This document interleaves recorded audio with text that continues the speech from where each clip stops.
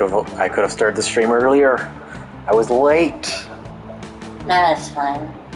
I don't mean the fact that we're streaming at 1 a.m. I meant I let the loading screen go for a while before starting the stream. Oh, this isn't acceptable.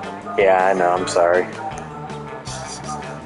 Do we even bother sending out live notifications? Our server? Yeah, okay. Just in case anyone's even awake right now. Just as like a little... More like an evidence of stream than anything. Yeah, we streamed this one again. Shut up, me. Shut up, Hattie. Yeah. Yeah, send direct messages, Pyro. Why does it still say Pyro? Life isn't fair. You're telling me. Yeah. Anyway. Stop looking at my hand. I need to play games. I'll make sure the charger's charging. Okay, 2 players. Second term. Full game. 1 for each. There we go. Ah, spooky high school. So you wanted to try the other characters this time? Yeah, just get some diversity. Brian. I guess I'll be a guy this time. I mean, look at him. He's obviously a man. It's true. Vicky. And we are going to... Welcome to Monster... You're walking through the desert when you see a turtle on its back baking in the hot sun, but you're not helping. Why aren't you helping? Because fuck turtles. No time, too busy twerking. Because that turtle owes me money. Because... Because fuck turtles. Fuck turtles. So bold. Stop, I can't pet you this entire time. I'm playing a game. Ass. You're elected president for a day. What's the first law you pass? $1 bills will now include a picture of me and the inscription, "Beware too much awesome. My presidency might last a day, but my fame will last forever." For you a fact, presidents don't pass laws, so this is a trick question, or are you just being an idiot? You can deduct taxes by writing some sonnets instead. Amount of taxes deducted are calculated based on the beauty of the song. What? No, it's top one. Top one. If you were a D&D character, what would be your class? The priest one, the gun haver, good boy, moneymaker, fanfic bard, obscure Instagrammer. Gun haver's Damien. Fanfic bard is probably Zoe. Moneymaker is the Gorgon. That's Scott. Yeah, it's just Scott. Instagrammer is the vampire. Priest one is probably the princess. Yeah, probably mermaid. Yeah. Oh gee, zombie! Yeah. We're trying Brian this time. Okay, I failed Calculus and Poly last time, so I'm going to try to do either one of them. Which means I should go for, Are neither of these Calculus or Poly? Damn it. Okay, I'll just go for this one.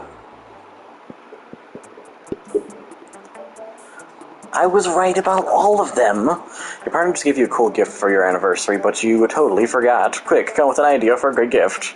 The abstract concept of gratefulness, a friendly Roomba with wobbly eyes, Calculuster, anything on fire or a weapon, no, a weapon on fire, Damien, and then capable of leading them to an overdose of some sorts, Polly, a silly toy that makes silly noises, Scott, an art commissioned by Picasso, Vampire, the abstract concept of gratefulness, Calculuster. Oh, what was the redeem? There's no redeem. Never mind. I just like seeing Damien. Oh, the art commission would be Zoe. Okay, that makes sense. I'm gonna do better this time. Surely. Oz was a failure. Oz was a failure. Brian will not fail me. Sure. That's a perfect voice. That's a perfect response to that. Brian will not fail me. Sure. Sure. Class or library? Why the fuck was his voice dark? Don't worry about it. Since I couldn't choose Polly, I'm going for Calculester. I don't even remember who I picked, the other character I picked. We're both undead zombies. These are siblings, I've decided. No, he would not have a deep, dark voice. Okay. These two characters are related now, you decided. I suppose they are both zombies in a way. Let's do class. The day listen to your elders and learn valuable lessons. Sometimes after all the monster nonsense and the dating gimmicks, you forget that attending class is supposed to be the primary activity of this high school. Two smarts. I love him. You like Brian? Brian's good. I'm already at 9 smarts. That sounds like it'd be good for Calculester, right? Mm-hmm. Right? Yeah, it has to, right? Yeah. What a goober. What a goober. You feel the ratio of cheesiness in the surrounding is growing, and that can only mean... Very, very extraordinary. Who's this? Why is she here? Wait, that thing's talking. You're like that Splatoon character. Huh. Who's the bestest, most perfect little smooky woogie pie in the whole world? My schmoopsy whoopsie poopsie. Is there anything in the world that makes one more articulate and well-spoken to the throes of true love? Running internal search found 9,969 results, starting with a graduate degree in classic literature. Violet, Ted, your relationship is so perfect. You're always together. Well, they all literally stuck together. And that's the kind of unyielding codependence that I demand from a future multi-hyphenate lover-servant Seth. Error found. Unreasonable expectations. By the way, Calculester is voiced by Jacksepticeye. I just want that on the record. How did you know when you found the one? We're made of love. Oh, well, you know, when you know, you know. Error. Tautological explanation input insufficient to extrapolate useful data. Having realized they have no clue actual useful input, the couple exits to do more coupley things. But ew, you know how to tell who's the one, or at least convince one of them that you're the one. Easy, Miranda. The one is willing to fight past monsters, face countless dangers, all to break into your home and kiss you while you're sleeping. Totally normal and not problematic at all. You're in luck, Calculester. I spent years studying and devising this complex formulaic theorem to calculate exactly who the one is. You need to put Brian in the auditorium. The sprite is great. Okay, I will do that next. Like the auditorium is the Theater? theater, yeah. Yeah. Explain to me more about this formula. It certainly sounds very legitimate. Explain your calculations are carbon-based because holy shit, if you tried to use numbers on Calculester, game over. Instead, your very objective math is calculated using taquitos, fruit bats, and a trombone. Oh, how perfect! I always have my servants carry all of those things for just such an occasion. Once you put the shoelaces and honey in place, you flash a little ankle to activate your calculations. The result of this objective process seems to say that Brian is the one for Calculester. Running internal check. Legitimacy. Initializing love.exe. He always sounds like Jacksepticeye. That one extra sound like Jacksepticeye. Diagnostics concluded Brian is the one for Calculester. Well, that was easy. You win. I did. Oh, to me next. If only you could, Miranda. If only you could, but you can only have one prom date. And your eyes are set on that cutie's lack of eyes. You gain +2 charm and +1 boldness.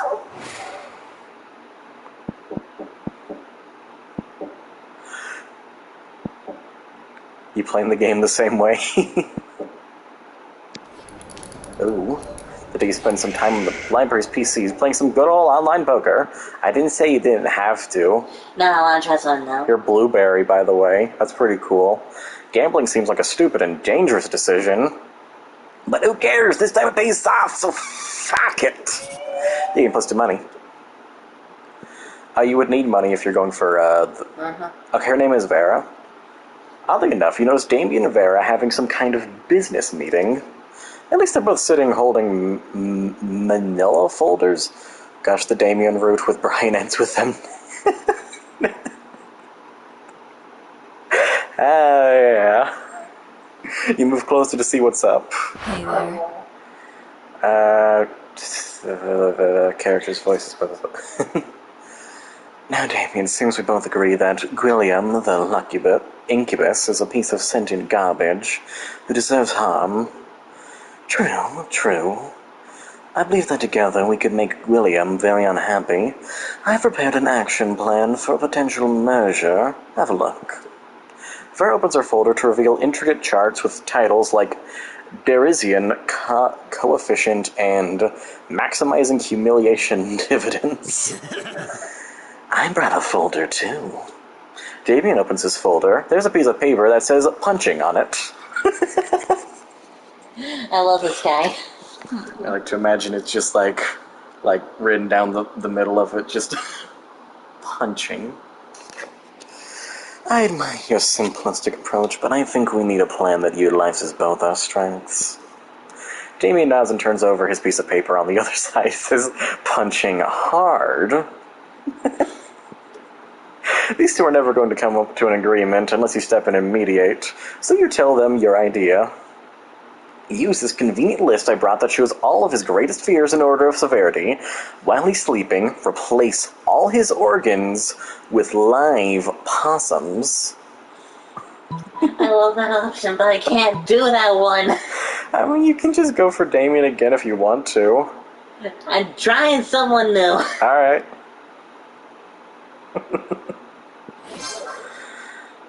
Most of these fears seem pretty standard.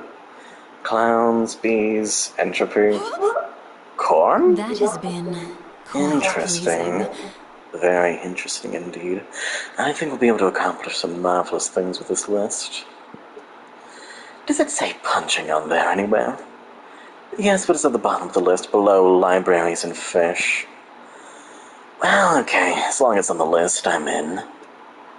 The way Vera's eyes look right now, she's right at the top of the list of your fears. Hot! You gain +2 smarts and +1 charm. You're bisexual. Everybody choose a TV show, say your choice out loud to the rest of the players before clicking. Yep. Oh, sorry for bothering you. I want to offer... Oh, okay. Howdy. Hello, bot. Robobot. I'm dating a different robot right now. I don't exactly need you, but you know, that's kind of cool. Frickin' yeah. Anyway. You did it. Your kill count increases. You're going to level up soon. Okay, TV show. Regular show. Skeleton Knights. There's a fuzzball up here. Get out. Oh, it's my hair. Yeah. Oh, it's you? Player order is decided based on how plausible it would be for the show to be a secret plan by anti-vaxxers convince the general audience that vaccines are a bad thing. Regular show is just an acid trip. That whole show is about drugs.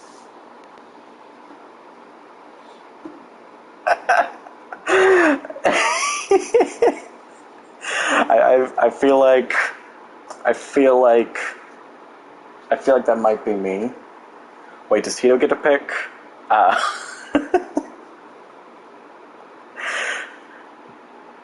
got kind of used to just the two of us from the last stream. We went 2 more games. I said Phineas and Ferb. I wouldn't think that in this one. What do you think? I think I win that one. You get to pick, by the way.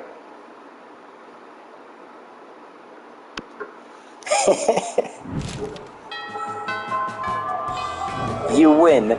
I did it. Sure. There he is. I'm stealing Damien from you. How dare you? When you arrive at your chosen table, Calculester is there by himself. A few moments later, Damien comes stomping up, even angrier than usual. Calculester, your stupid friend stole my candy bar. Scott stole your candy bar? What? No, the vending machine. I put money in, but the candy bar got stuck on the stupid coil thing. Ah, I see. Because we have both machines, you assume we are friends. Well, yeah. In this case, you are correct. Vendronica is my friend, but she is also a vending machine, and so cannot be reasoned with. I am sorry, friend Damien.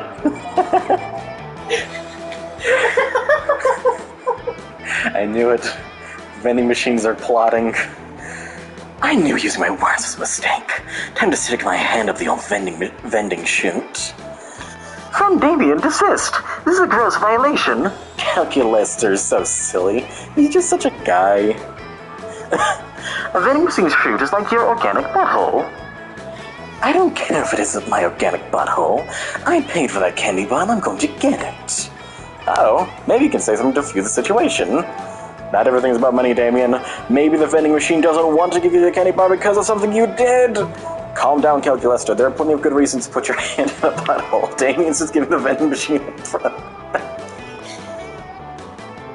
a prostate exam. No.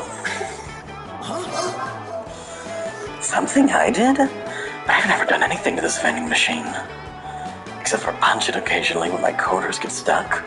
Or when I'm pissed off, or when I'm happy, or when I haven't punched something in a while. Oh. Calculester, do vending machines not like getting punched? Nothing likes getting punched, friend Damien. Oh. It looks like this one is one problem that maybe can't be solved by punching. I thought I'd never see the day. Sorry about your rectum, vending machine. You can keep the candy bar. Green letters flash on the vending machine's digital display. Thank you. Calculester simulates a sigh of relief. You've done a good thing.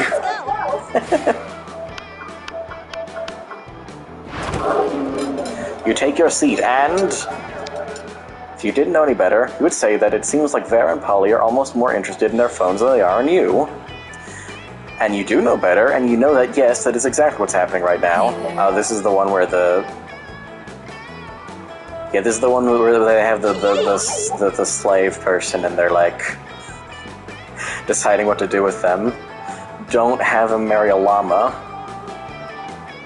Whatever you do, llama marriage is not happening.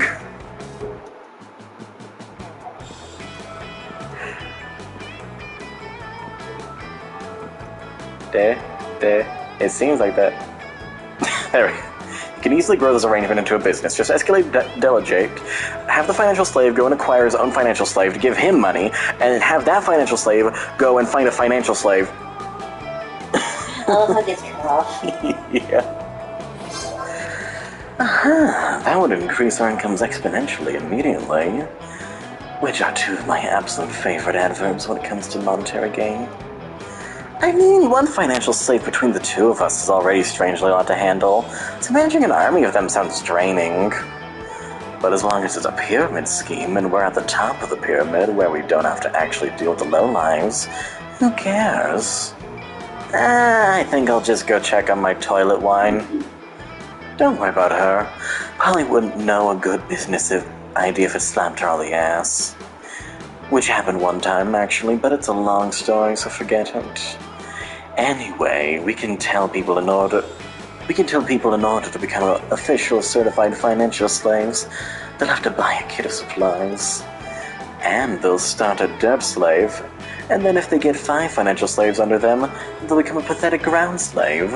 And then they work their way all the way up to gold, diamond, platinum, sal, chow, mocha, grand supreme slave. This was a great idea, Vicky. We should go write down the business plan together and prepare the profit. Did Vera just say she wants to profit with you? Holy shit, Vera sharing her cash flow is like a third base for her. Awesome! Wait, Oz is non-binary? That's canon? That's canon? Holy shit. We just knew. We just knew. We already knew. That's fantastic. Channel points. Oz was already legally the best character, playable character at least. But now, everybody choose an animal, say your choice out loud to the rest of the players before clicking. Turkey vulture. Turtle frog. Turtle frog. Turkey vulture, turtle frog. Take a sip. Piss monkey.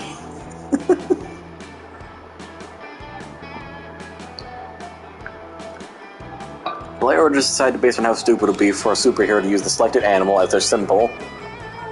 Being something like Selected Animal Man. Start debating now. I think Turkey Vulture Man honestly sounds like something that would actually exist. Piss Monkey Man! Okay, that sounds hilarious. That's fantastic. What's yours, Turtle Frog Man? Turtle frog. I don't know, actually. I feel like Piss Monkey Man is the one that would actually exist, but in more like a spoof sort of way. Well, Turtle Frog Man... What is... How stupid it would be? Oh, well then, yeah. Okay, we're picking random. Epic. So go anywhere that isn't the theater. I'm going to the theater. No.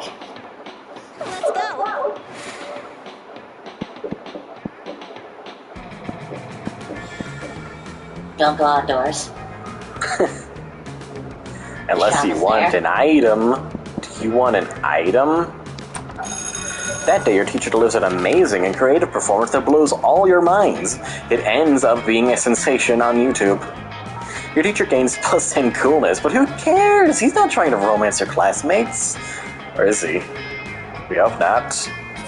Oh, he also gained +2 smarts. Hey! Afterwards, you discover you've been poisoned. You remember to put Brian in the auditorium. I will do. I will do. She does this all the time.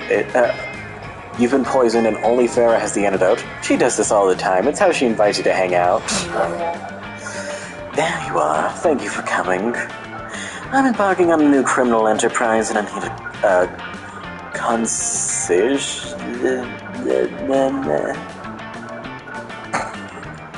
The idea is simple yet brilliant. Think Uber, but for killing people. I call it murder. But it turns out the market is flooded with assassination apps and blood. I need a way to get ahead of the pack, and since you're such a good advisor, differentiate yourself by being the only service that offers free-range organic murders. Someone named Milo is also non-binary. Ooh, okay. I don't think we've met Milo yet, so we'll look out for that. Unless Milo was the game show host? Was Milo the game show host? I have no idea. I don't remember. Viral marketing, literally. Taylor Sawyer's non-binary. I feel like I remember Sawyer, but I don't remember which one that is. Was that the game show host? Viral marketing, literally. Tailor a highly contagious virus to make people love murder. That's a DLC exclusive character. Okay. I think... have the DLC though? This is the DLC, isn't it? Is this the DLC? I don't remember which characters are in the base game or not. You can do that? Great! Use my private chemical weapons laboratory. And so... This is working better than I ever could have imagined. Demand for murder has gone through the roof since you released that virus. Sure, the side effects include vomiting, bloody tears, male lactation, cobra feet, time dilation, rigor mortis, rectal teeth. Renegades flee to microaggressions, sudden tattoos, hair trauma, liquidification, and coughing. That is well worth it for the profits I'm raking in. Plus, I'm making a literal killing selling people the antidote for all those side effects. It's not actually an antidote, though. It's actually just a very addictive cough syrup. Same difference. A playable character named Hazel's also non-binary, and gee, they're so cute. That's like from all the other games.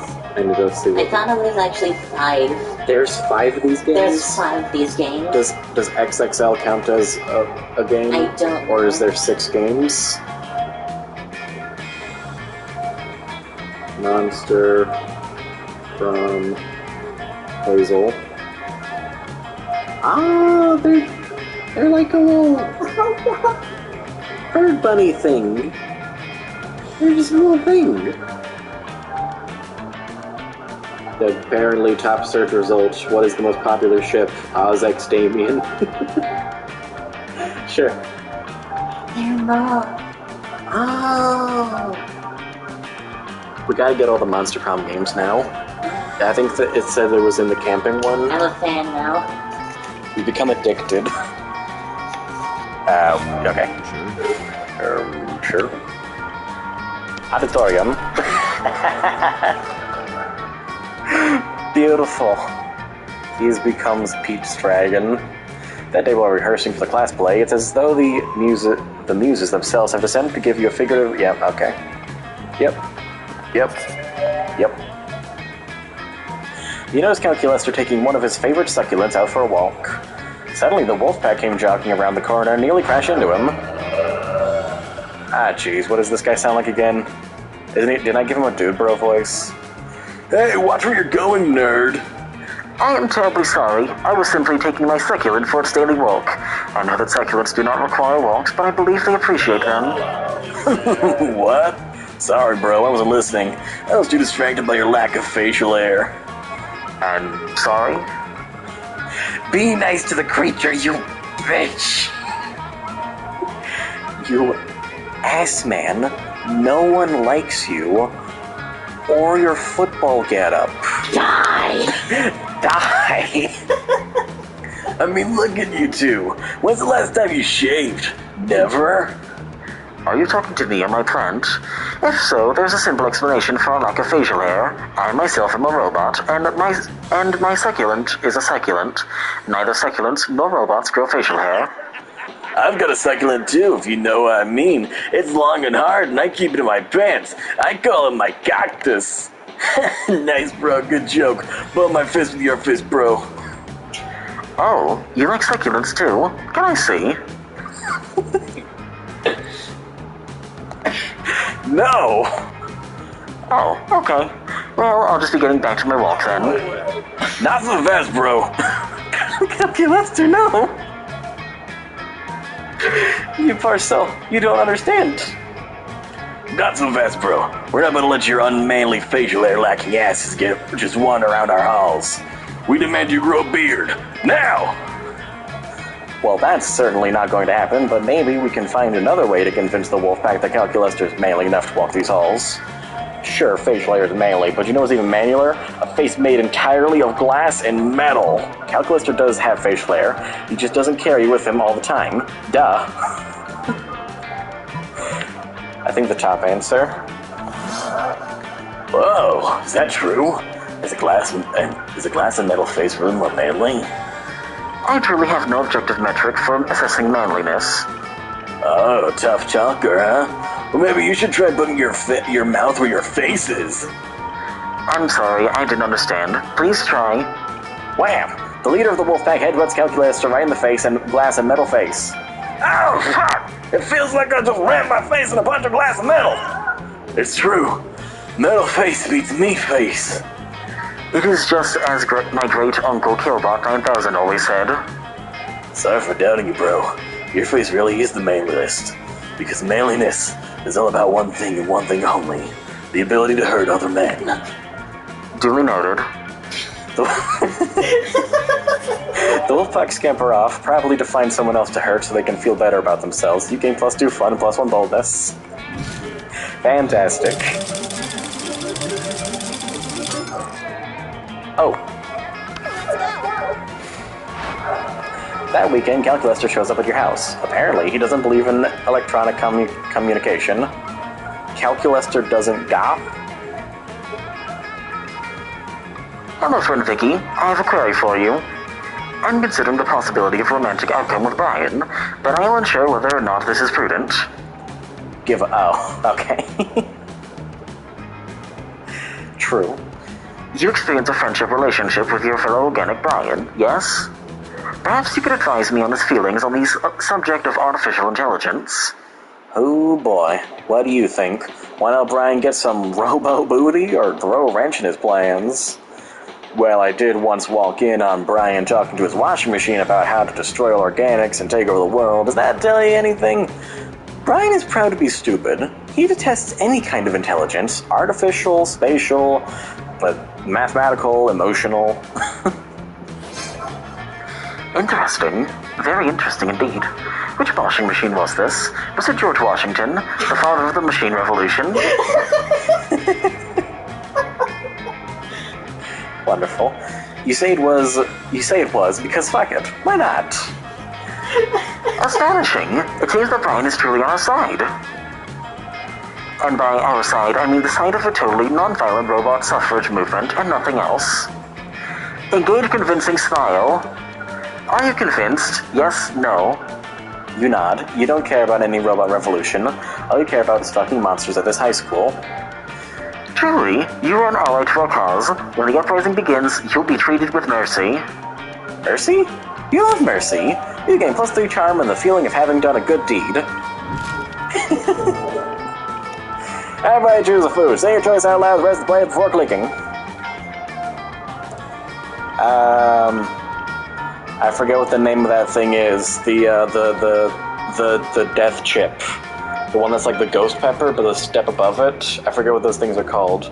But then Carolina Reaper? Carolina Reaper. The Carolina Reaper that they mixed up and put into a tortilla chip. Yeah, the death chip. Worcestershire sauce. Worcestershire sauce. Hardest things to say. I'm sorry. I was wrong. Worcestershire.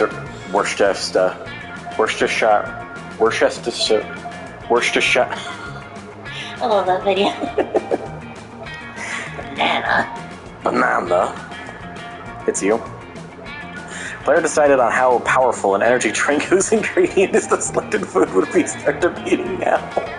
I think a Carolina Reaper energy drink would certainly have an effect on people. Yeah. Yeah. I mean, I'm not sure what a Worcestershire sauce energy drink is doing. What did you pick again? Banana energy drink? I mean, that just sounds... Potassium. I think I win that one. It would definitely wake you up. It would certainly wake you up, that's for sure. Take one swig of it, you're dead. Sure. I'm going... Do you plan on going to the library? Yeah. Okay, so I'll go to... outdoors or auditorium again? Do you want to see the dragon again, or do you want to see a new one? Or we could do...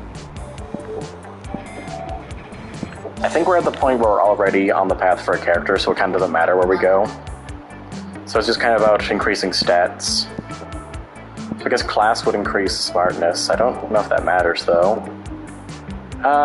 We'll just go to the gym. Murder. That day, an epic dodgeball match takes place. Everything seems lost, but you deliver an inspirational speech that fuels your team's spirit, leading to a spectacular comeback. You're clearly a natural-born leader. To charm. You notice Calculester are connected to another computer by many wires. Calculester likes smarts. Okay, I was correct. I will tell that other class, so you can go there. Oh, we couldn't have gone to class anyways because we don't want to buy an item right now. You worry it might be a weird sex thing that could prelude you from doing weird sex things with him, so you decide to interrupt. Hello there. Hello, friend Brian. Pardon the mess. I'm currently engaged in a rather delicate project. What project, you ask? Why, the creation of virtual reality. My studies indicate that the best way to improve my understandings of organic life is to simulate an entire universe full of it and observe the results. Dang, you were really hoping he decided the best way of understanding organic life was to get naked with you. Maybe you can still salvage this, though? Please join me inside my virtual world and I will show you around. Now that's more like it. Alone in a virtual world with Cal? I wonder what sort of sexy body he's cooked up for himself in there. You put on a headset. Hello and welcome to my virtual reality. As you can see, I have already implemented real-time character rendering, sports clothes, and realistic physics. I'm beginning to worry, however, that my physics might be a bit too realistic. Liam is perpetually discussing art and creativity, and has caused me to wonder, should I merely be using the physics of the existing world, or should I innovate? You tell him he should innovate, because that way you can tell him all of your stupid physics ideas, first and foremost.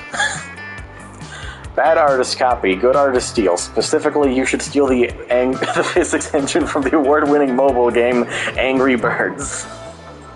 You just need to spruce up your originals a bit. How about Calculus's first law of thermodynamics? Energy can neither be created nor destroyed, but after a little while it can turn into ravioli. Damn it, what would be the right option?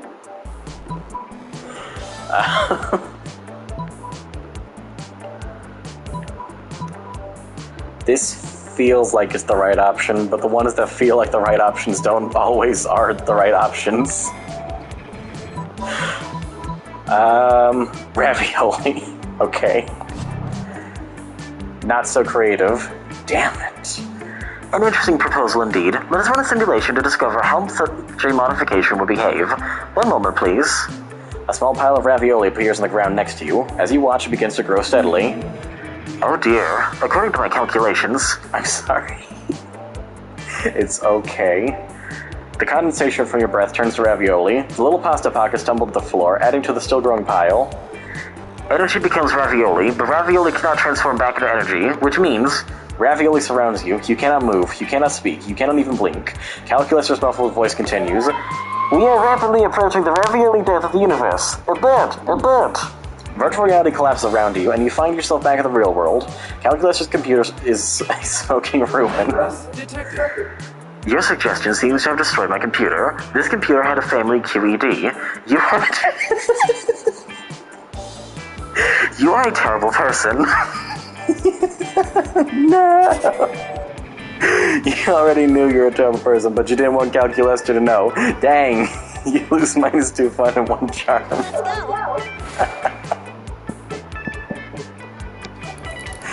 That day you spent some time on the library's PC mining some bitcoins. This is supposed to have something to do with solving algorithms and the rise of cryptocurrency. But you guess that nobody actually has any fucking idea how it really works. Anyway, you gain +2 bitcoins, which is equal to $2 million, which unfortunately is equal to 2 monster dollars, so +2 money. Later, you're wandering through the halls when you hear a voice from around the corner. Hey, psst. I seem to have accidentally turned a bitch to stone with my gaze. Don't get me wrong, she totally deserved it. Her nose is obviously fake. What's that nail polish? Abominable.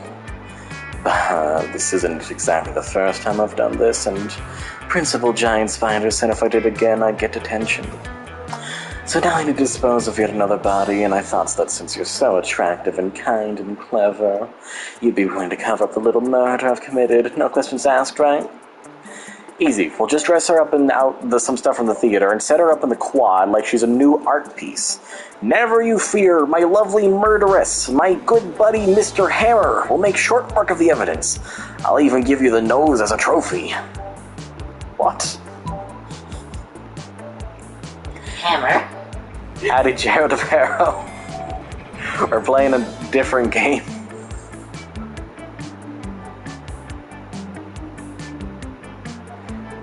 You going to kill the man?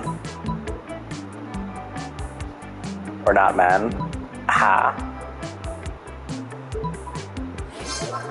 You don't even wait for Vera's okay before smashing up the statue. To be honest, you just really love smashing statues. Brutal, though cost-effective. I'm impressed. Maybe next time we can skip the turning a bitch to stone part and go straight to you dismembering them with a hammer. You don't mind, right? You better not. I've got something on you now. Vera wiggles her rival's dismembered fake nose at you menacingly. This is great news. Blackmail is how Vera shows affection. You gain +2 fun and +1 charm. Let's trade. Everyone choose an object, say your choice out loud to the rest of the players before clicking.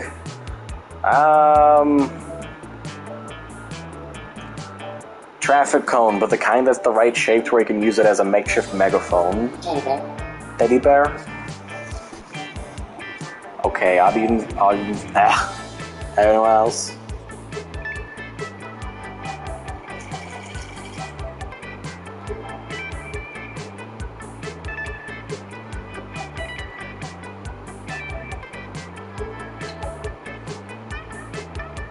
JDMDMMC. Can. Okay. Player just decided based on how interesting to watch the Kazakhstan version of The Lord of the Rings if the ring was replaced by this object. Traffic cone can, what'd you say? Teddy bear. Teddy bear?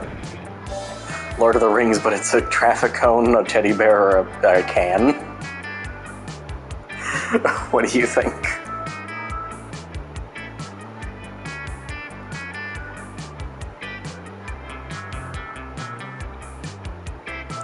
I think teddy bear. What about you?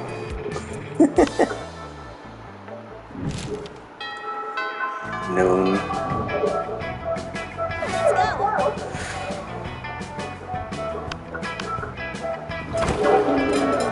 There's drinking your customary lunchtime scotch because you can drink whatever the hell you want at this school, but Scott's not making it easy for her. Hey Vera, what you drinking? Scotch. Why? It smells like a delicious forest fire, and I'm curious. What's it called? Scotch. Yes? No, that's what it's called. What? Scotch. Yes. No, I'm not saying your name. I'm saying the name of the drink I'm drinking. It's Scotch. It's mine? No, it's fine. Then why is it called Scots? That's just what it's called. Oh, it's like an energy drink for Scots. I mean, it's like an energy drink for Scottish people. Hey, I'm a Scottish person. I'm as Scottish as it's possible to be. I'm the most Scot. Now, what will it take to get you to drop this issue? Scott's not going to drop unless you do something, so you cut it and say, yeah, it's called Scott's, but today is opposite day, so everything that's Scott's is actually Vera's. You're right, Scott, that drink is your birthright. Chug, chug, chug, chug.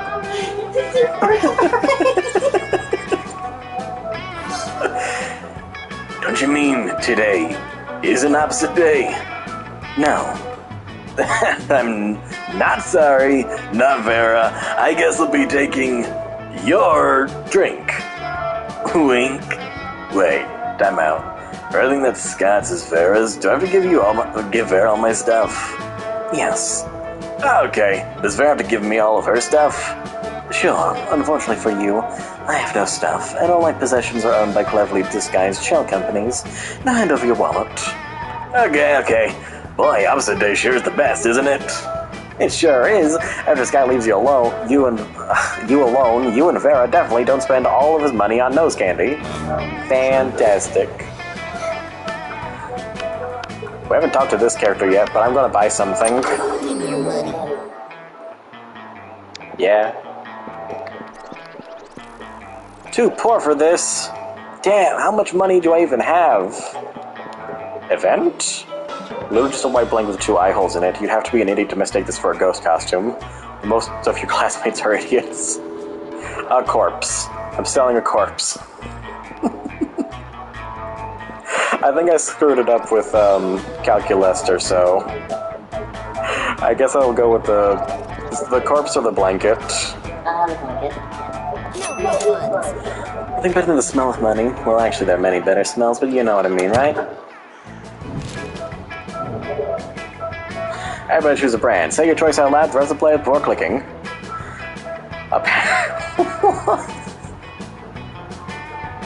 Oh, like C equals 8. A brand.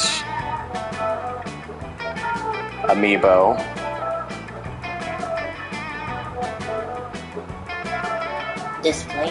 Displate.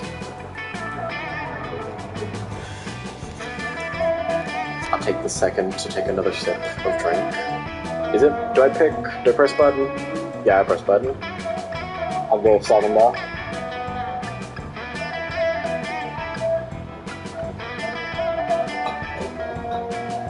This music is bumping.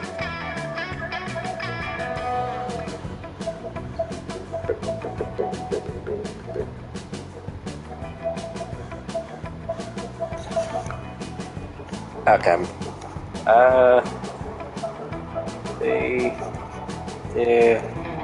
Eh? The soundtrack is on Spotify. Nice. Player decided based on how funny and crazy it would be if the selected brand teamed up with a popular K-pop group and started in all their heads. Start debating now. Amiibo K-pop, I think. Display would just mean that they're doing displays of that K-pop. That isn't even a joke. That's just kind of like an event. It just kind of happens. That's just how that thing works. That's just a sponsorship. If K-pop was an amiibo. Sure. Is the cats? I can't even buy anything right now, so Library. don't go to the library. Let's see if I fucked it up. We can still get it with Lester though, dog. It's not ruined. It's not over. You have a chance. Okay, I'll We go. start. Right. Go to class. That day, the first one in class, you sometimes come early because you just remember calculus or saying you're a terrible person. No, that's fine. That day, you're the first one in class. You sometimes come early because you enjoy talking to the teacher. He's a bit bitter, but in a cool way. He treats you like an adult, and the two of you discuss life and stuff in a very snarky way. Look at you, excelling at cliched movie tropes. You gain +2 smarts and 1 valuable life insight. That will help you face the difficulties of being young. You spot Miranda and Scott in the vicinity. It seems like the perfect opportunity to test your... I bought the blanket, Okay, we're getting the blanket ending then. You wear it as if you were a goofy ghost and approach them with spooky boo while Miranda's explaining something to Scott. And that's when those treacherous ab people restart the game. No, we can't restart. That would ruin Pyra's ending. We'll get Calculester next run. So this game's supposed to be played. Yeah. Failing. That's why those treacherous ab people are the absolute worst and also most likely tied to the disappearance of Mars Argo. What's this? A ghost?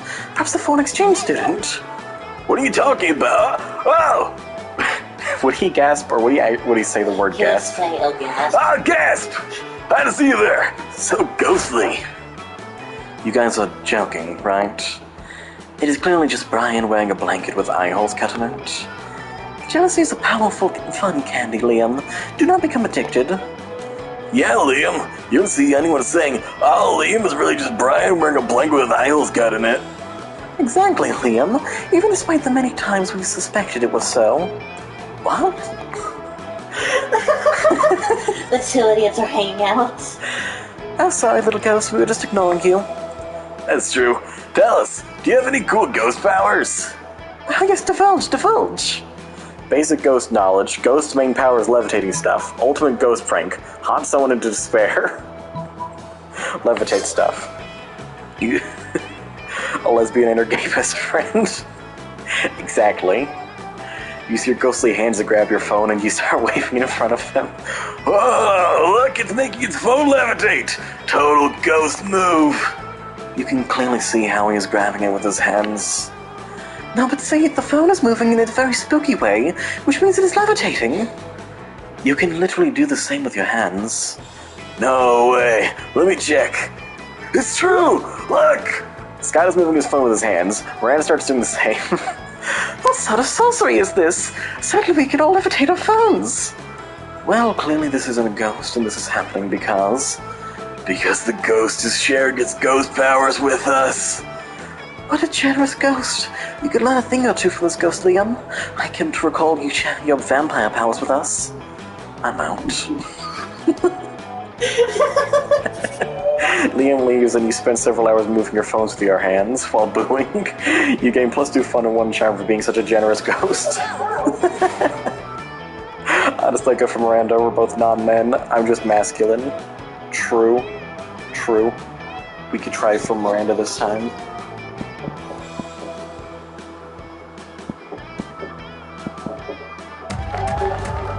That day during recess, we start a half-hour rave that goes full crazy. You have no idea how it escalates so much, but at one point there are like 300 people. She's so silly. That'd be true. Someone summons demons from a nightmare. We already read this. Between class periods, you discover a severed horse head in your locker. There's a note at the mouth telling you to meet Vera ASAP. I'm so glad you've come. I have another crime problem which would benefit from your insight. Thanks to your input, murder has cornered the market in app-based assassinations, and yet the other crime lords don't take me seriously. Just because I'm not a 40-year-old man with a scary scar, those sexist mobs think this is just a phase for me. Since when did having a killer body and flawless skin disqualify a girl from a life of crime? It's disgusting. How can I show these chauvinists goons what crime really means to me? Come on, think of something. You're our most trusted advisor. Quit crime. Come crawling back once I see how bad it is without you. Write a song about it, I'll help. I feel like the top answer might be right, but I'm not sure. That's my creativity. True. If I help, it won't work. You're right. You know, if this advice was coming from anyone other than you, I'd ignore it. But you haven't been wrong yet. Fine, as of today, I'm quitting crime. I'll let the other bosses know. I'm sure they'll be so pleased. A few days later, you're getting a manicure with Vera when Gunbozo Gianetti, arch humorist of the deranged clown assembly, bursts in weeping. Well, either he's weeping or he's got a sad face painted on his regular face. It's hard to tell with clowns. What are you doing here, Bozo? Didn't they tell you I quit crime? Gunbozo makes a series of gestures, honks, and quacks, clownish and luckily Vera's fluent. What's that you say? The world of crime's a wreck without me? Do tell. He says nobody's been able to get good poison since I retired. Everyone's money is finally unlaundered. Plus half the bosses are dead because the letters I sent out announcing my sabbatical were full of vicious fungal spores. Well, I had no idea you were all so miserable without me. You can tell the bosses I'm back in the game. Gunbozo leaps up in the air and clicks the heels of his enormous red shoes. I love you too, Bozo. We'll have a gang war to celebrate. See you on the battlefield. Why can't I date him? Why can't we date Gunbozo? Gunbozo runs out of the nail salon and piles into his teeny car with his 20 closest friends. Vera looks at you, dumbstruck. I must say, I never thought this would work. You truly are a loyal advisor. Wait, you can't date the narrator?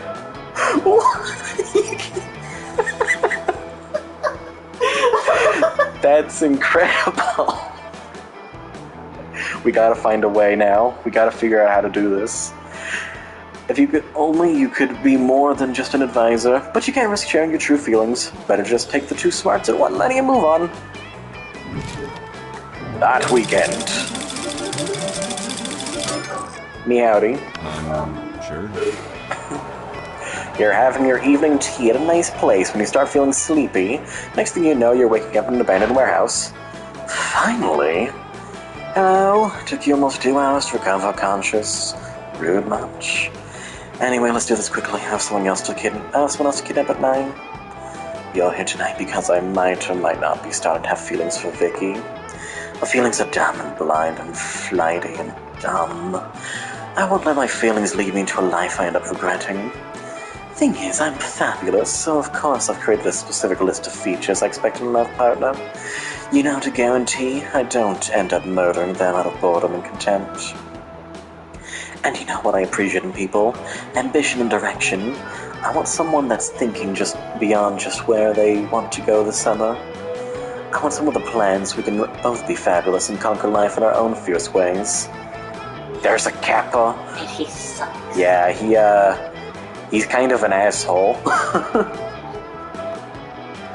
So tell me, would you describe Vicky as an ambitious person who's planned an amazing future for herself? Yeah, Vicky has her entire life planned out in a set of color-coded manila folders, including all potential scenarios, tons of charts, and even some thoughts on how her lineage could continue her master plan. Sure, you know, Vicky works at a burger joint on the weekends according to her plans to his voice actor is Ross O'Donovan. Damn it, but he's so annoying, though. Maybe we got, like, the worst possible first encounter with him, and he's actually really funny. He can't be that bad. Maybe. Hopefully. His character seemed to be Birdly done very poorly. But maybe he's just Birdly.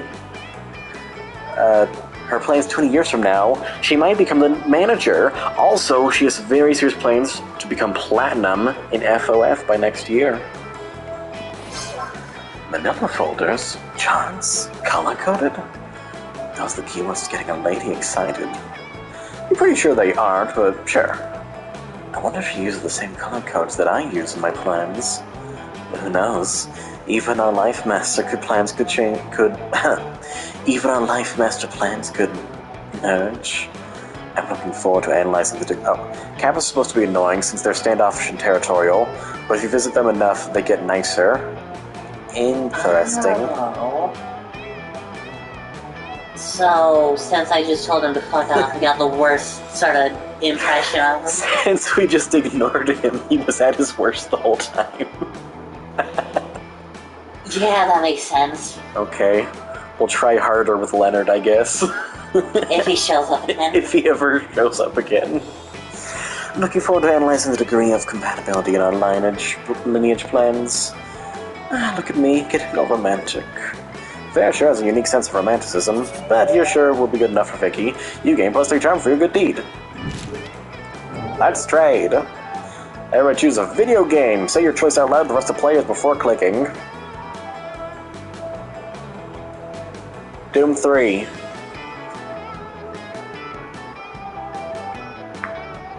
No straight votes. Sick.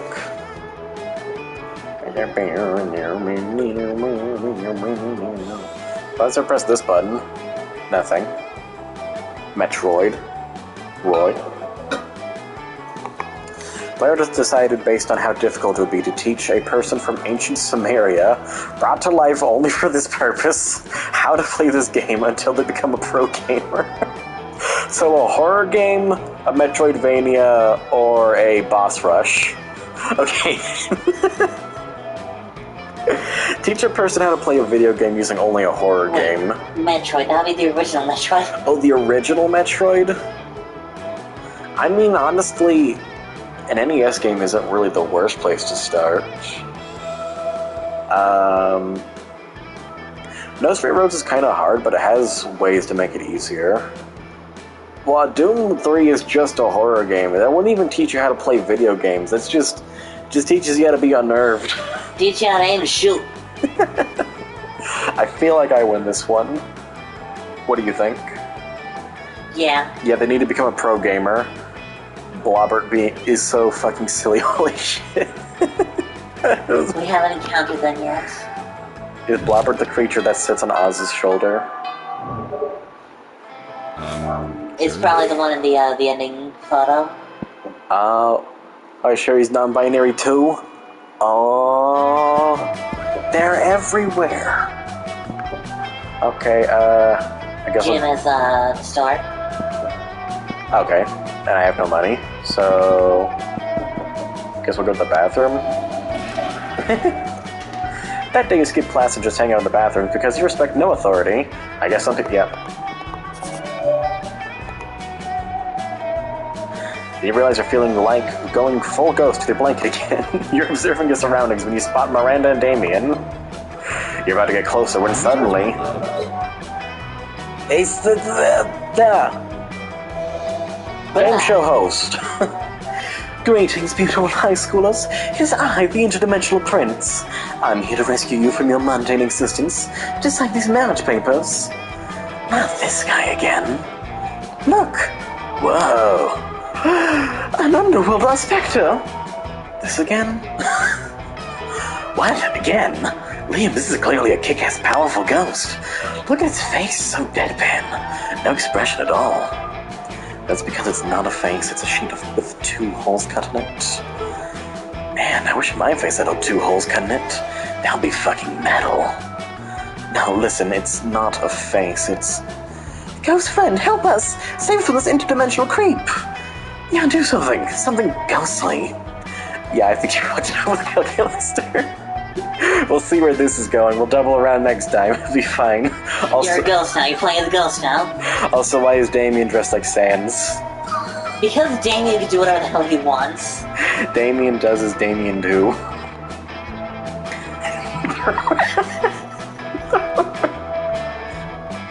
These are both perfect. Is that... No, I think it's a gay guy. Throw a rock. Throw a rock. Well, I guess that is what that word means, but like that's like a specific kind of it. I think he's just generally gay. You know what I mean?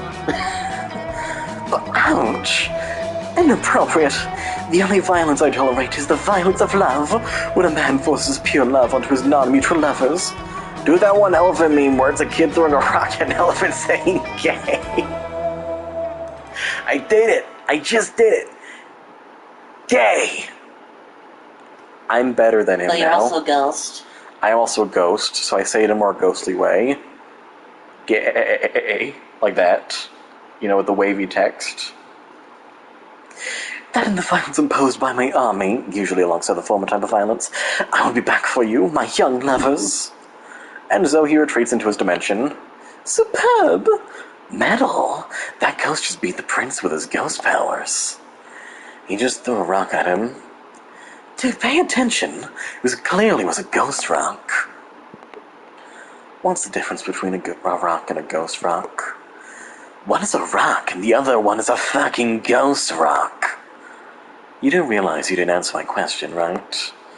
Ghost rock. Huzzah! Yeah, throwing a rock at your problems like a champ. You came first to fun and one boldness. I fucking love Damien. Congratulations, you've been chosen to win big. All you need to do is fill out a quick survey and win hundreds of prizes, including real cash. What are you waiting for? Click the link below, www.winbig69.yup/real/not-fake/not7fake/FB34VMB/winning. That day you spent some time with the library's PCs sending malicious spam emails in the hopes of stealing other people's money. It doesn't sound very nice, but who's really the one to blame if they respond to such a blatant scam? You lose -10 karma, which isn't a stat in this game, so who cares? You gain money! Holy shit, he's back! This group... this group project is worth at least 30.06% of our grade, so I want you to focus, Calculester. Are you good at math? Oh my gosh. Vanavera, I'm a supercomputer. I am made of math. Great, so no shenanigans with you guys. I mean it. Nothing crazy can happen in this library for the next 30 minutes. We must save the world. Oh, it's the hive mind. I know it is very rare to see students at spooky high studying Friend Joy, Friend Hope, and Friend Faith, but I assure you that the world is in no danger, and this is a very normal activity at many other schools. Who's this?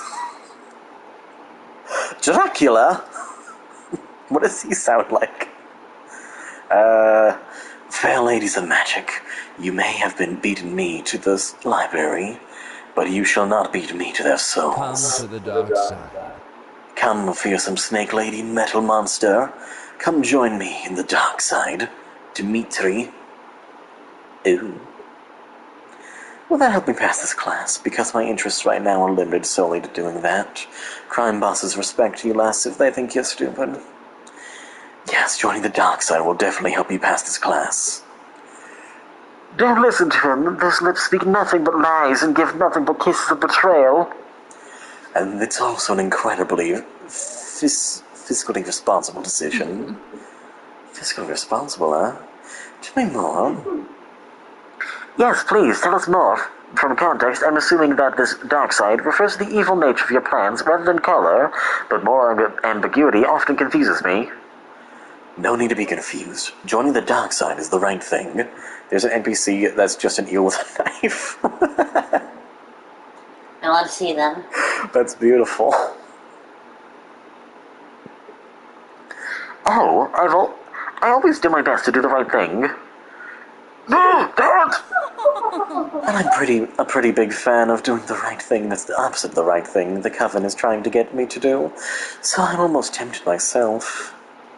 But What if they go to the dark side? How will they go to prom at your side? Time to sway them. Dimitri's not telling you the dark side's darkest secret. Terrible Wi-Fi. No way. Everybody's going to the dark side these days. It's totally touristy and played out. The hot destination this year is Malaysia. So that's obviously Terrible Wi-Fi would be for Calculaster, yeah? There we go again. Another self-righteous, socially liberal millennial whining about dark side tourism. We'll have you know that the recent influx of visitors to the dark side has actually been an enormous boon to the local economy. All the revenue from tourists buying baby school goblets or spending a few days in the Torture Palace has allowed us to repair roads, build schools, and establish a really kick-ass local music festival. It's all here in the Economist article, Bright Future for Darkside. As a firm believer in trickle-down economics, this makes perfect sense to me. The financial math is indeed compelling. A query, Vicky. Why do you feel compelled to rage against anything a large number of people appear to be enjoying? Are you an emotionally distant hipster who substitutes abstract social issues for authentic emotional connection? Wow, savage. Well, I'm convinced. Let's go check out the Dark Side Music Festival, Kyle? Affirmative. Personally, I hunger for authentic emotional connection and sick beats. Well, there go both of them. Vera and Calculaster end up booking 2 tickets for Evil Sonar, the Dark Side Music Festival, which is next June. Good news is, they will leave for the Dark Side for just 1 sick weekend of electronic music. Bad news is, they think you suck and you lose -2 fun and 1 boldness. There's still hope. It's not ruined yet. Player orders decided based on your ability to mimic the noise a giraffe makes. Okay, what's just... What are you doing over there? You already know what a giraffe sounds like. Yeah, I know. I do. Giraffe just goes, we snob. Giraffe goes, meh.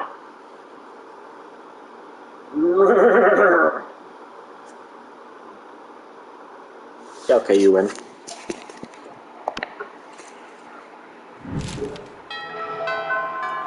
Week 3. Let's go. These two again. Dream Team. Find Damien and Vera hunched over a scale model of Spooky National Bank made of milk cartons, lunch trays, and ketchup packets. Why can't I date them both? We need a double option. Alright, we'll go in through the side entrance, disable the alarms with an EMP, and blow the safe.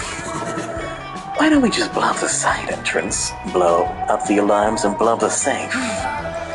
Because we only have so much C4, Damien. That sounds like a personal problem. What's this thing? Damien points at a kosher dill pickle in front of the vault labeled Police Ogre. That's the Police Ogre. He's got eyes all the way around his head, never sleeps, doesn't take bribes, and is invincible in combat. Can we blow him up? No, we can't blow him up. We need to find a way around him. Well, I'm out of ideas. Yo, Vicky, we'll cut you in on the heist if you can solve this ogre problem for us. Luckily, you're a heist mastermind. Before Vera or Damien can react, you... rob the bank yourself and split the money with Vera. Eat the pickle.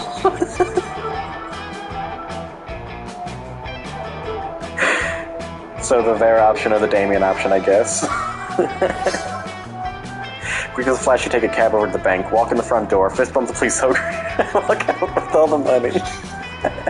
You're right back to the festival and dump half the money out on the table, totally burying your shitty scale model, their shitty scale model of the bank. What? How? You explain that you and the police ogre go to the same salsa dancing class.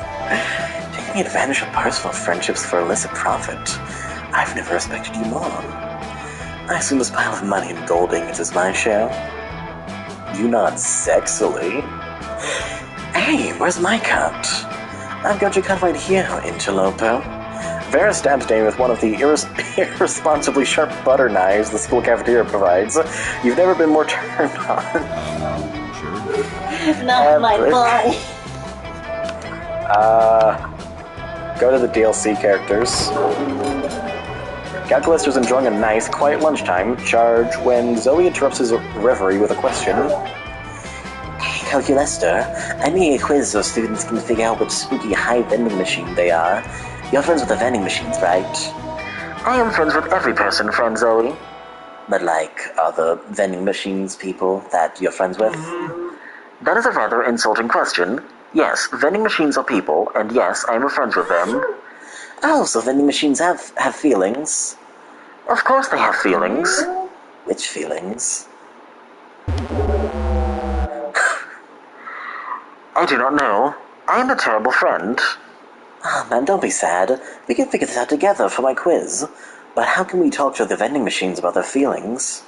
Use pure logic, Cal. Vending machines seem to give away things when you put money in them, so put coins in and ask them about their feelings. Just look up their manuals online. I love conducting obsessive online research on all my favorite topics. Don't you, Zoe? There we go. This pure logic is sound. Vending machines have one input and one output. Let us use the input and scrutinize the output. You go down to the row of vending machines, stuffing coins into each and seeing what comes out. It's not over. There's still hope. Oh, look, this one spelled an almond joy. This one seems to have dispensed an almond sadness. And this one gave me an almond helping me. I'm trapped in this immobile shell selling sugar to high schoolers. Please kill me. I'm happy. Understanding of friends' feelings enhanced. You make a mental note not to buy any more candy from that third vending machine. Calculus is delighted with you, though, so it's good. How about choose a movie? Say your choice out loud, the rest of the players before clicking. Actually, I think Zoe's actually my favorite now. That's fair. Isn't That's Zoe fair. like canonically trans? Oh yeah, Zoe is Zoe's a trans femme, which is awesome. Scream 6. That's a good one. Good for her. Good for her. Yeah. What The Lego movie? movie. The Lego Movie. Okay. Yeah, like the last run that we did, I chose Zoe. Mm-hmm. And the whole story was that the coach was trying to figure that out. Which just, it was Yeah. so nice. That was great. SpongeBob Movie 2007. Player orders decided based on how hard it would be to explain the selected movie to an old person. Start debating now. What was your movie again? The Lego Lego movie? Okay, so explain a movie about Lego dudes trying to save the world for... Oh, wait. That whole movie is about, like... Pop culture. Pop culture and going against, like, you know... Mm-hmm. order and stuff, being free thinking. Old people don't much care for that whole thing. Scream 6 is a murder movie. Old people don't tend to like murder movies. But you can explain it. You could explain it though. And then SpongeBob, you know, it's SpongeBob. I think most old people have seen SpongeBob. So I think you win that one. Nice.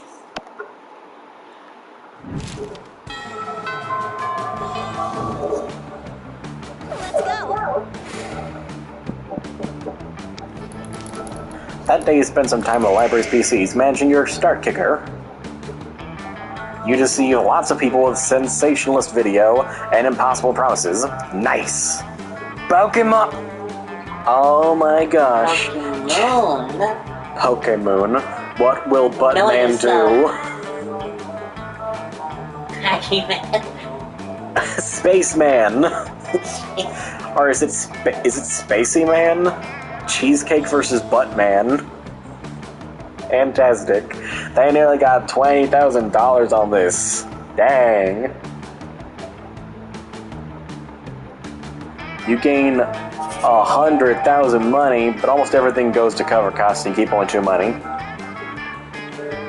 Your mind's barely on what you're doing, although all you're really concerned about is your situation with Vera. Throughout her latest gang war, you've been her closest and most trusted advisor.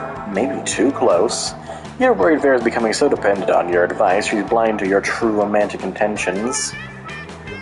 If only you had the courage to tell her how you really feel. After all, you don't want to end up in the advisor zone. You're so lost in thoughts of unrequited love, you hardly notice Vera sneaking up on you. Maybe that's also because of the invisibility cloak you helped her pick out. There you are. I was just going to pick you up, but we've got a date tonight. A date? Then perhaps your affections aren't unrequited. With the heads of Monster City's major crime factions to celebrate the end of the latest gang war. You're such a good and loyal advisor. I couldn't imagine going without you. Right, of course. Trying to hide your disappointment, you accompany Vera to the peace conference. But soon, you can have horse racing, but if you think I'm giving up murder's monopoly, you've got your head so far up your ass, it's popped back up out your shirt collar. Larry, the actual crocodile, snaps his fangs. Gunbozo Gianetti of the deranged clown assembly honks in disapproval. Timmy, the knife baby, chews his rattle menacingly. Alright, you scumbags. Settle down. But it's too late. Larry the Croc unveils a wicked machine gun. Gunbozo makes a rocket launcher out of a twisted balloons, and Timmy the knife baby produces a lot of knives. Advisor, a little help here. If you don't save Vera now, you'll never have a chance to confess your feelings, so you take a deep breath and confess your feelings, kiss Larry the Croc on his big crocodile mouth. I can't help but feel like the top one is the wrong answer. Not so bold. You're sure? Okay. He's the giant crocodile with the machine gun. What are you doing? Everyone knows crocodiles hate kisses on the mouth. Well, to be fair, you don't so much kiss Larry the Croc as you stick your head in directly into an open mouth full of razor-sharp teeth. You horny fool. You're going to get decapitated. I'm going to take advantage of your decapitation to make my escape. Luckily, Larry the Croc doesn't actually decapitate you. He just mauls you a little. Less luckily, you've demonstrated to Vera how little you value crocodile consent. You lose minus 2 charm and 1 smart and face part of your face. I'm sorry that I ruined it for you. That's fine. I think it was a lose-lose thing, yes. True. We'll go outdoors. Be schmovin'. That day during recess, you start a half-hour raid that goes full crazy. Yep. Juan is depressed. You could start doing something productive. Or you put on your blanket and get up to some good old ghost shenanigans. You're looking for someone, but you run to the person that might actually finally see through your ghost deception, apart from Born Liam. Hi, Lester? Oh, yeah, that would do it. An actual ghost. Wait, what's this? Another ghost? No, I can't believe this! Finally, somebody else notices. It's clearly just Brian wearing a... I can't believe it because it's just too cool to be true! Come on, it's not cool nor true. Liam, I can't hear our cool new ghost friend over all your jealousy.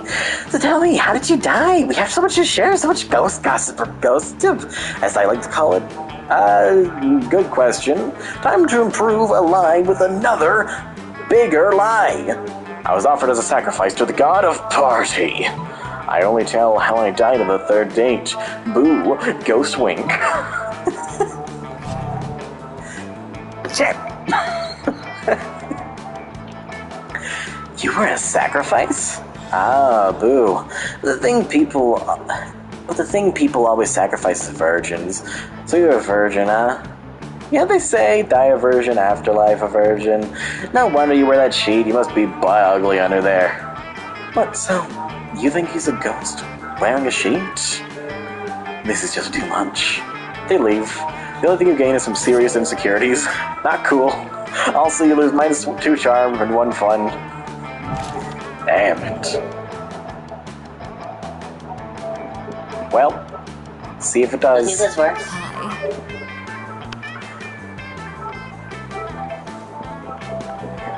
Yeah, surely. Sure. All I've done this whole game is piss him off. Are you kidding me? You made my life miserable on a daily basis with this ghost thing. I knew I wasn't getting with any of them, so I thought this would be funny. What do I look like to you? A masochist? No way. Go on someone else. Prom night sucked. You had a chance with Lester, like, actually, did I? Well. Okay. Well, that's a funny ending tune, though. That is kind of funny, though. Prom night sucks. Why decide to ask anyone to prom while wearing a blanket? You pretend to be a ghost. You're the one haunted by the ghost of your failures. Boo. Well, we were already wearing that. We could have asked anyone out. You finally pluck up your courage and ask your beloved to go to the monster prom with you. Prom? Together? You know what? It can be seen as charity work, which will be wonderful for my resume. It has nothing to do with me finding you somewhat attractive or interesting. So yeah, let's do this. You and Vera had a great evening together. You danced, you laughed, you shared all kinds of personal stories. Barely. Close to the end, she kissed you, and what a fierce kiss. She even bit you on the lip. It was so exciting, you started to feel a bit dizzy. Maybe too dizzy. And she knows your condition. She was fully honest with you.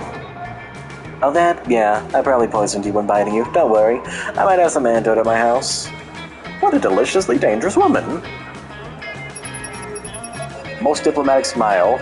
You all will hear from my lawyers. Fantastic. We did not get a secret ending. No, that's fine.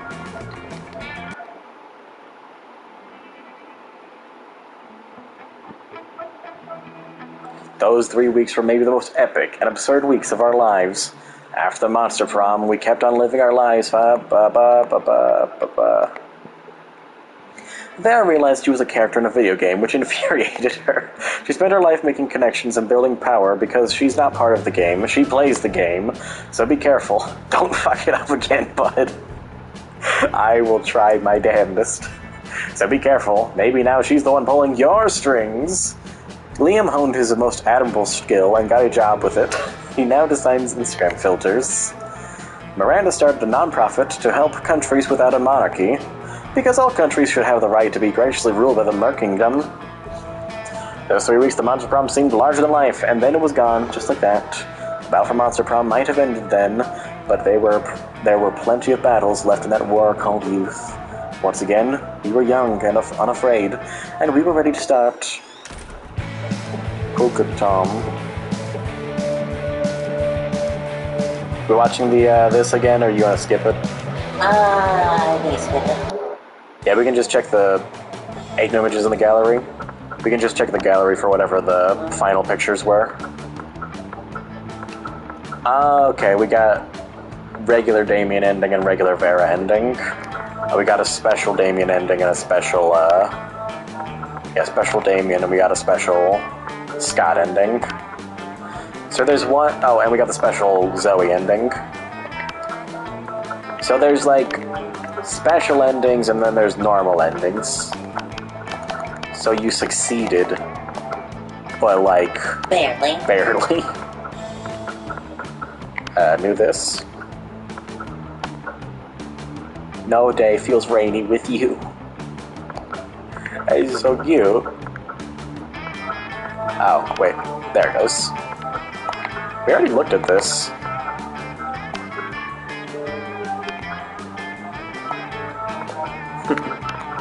Bop. Now what? Do it again? We're going again. We're going again.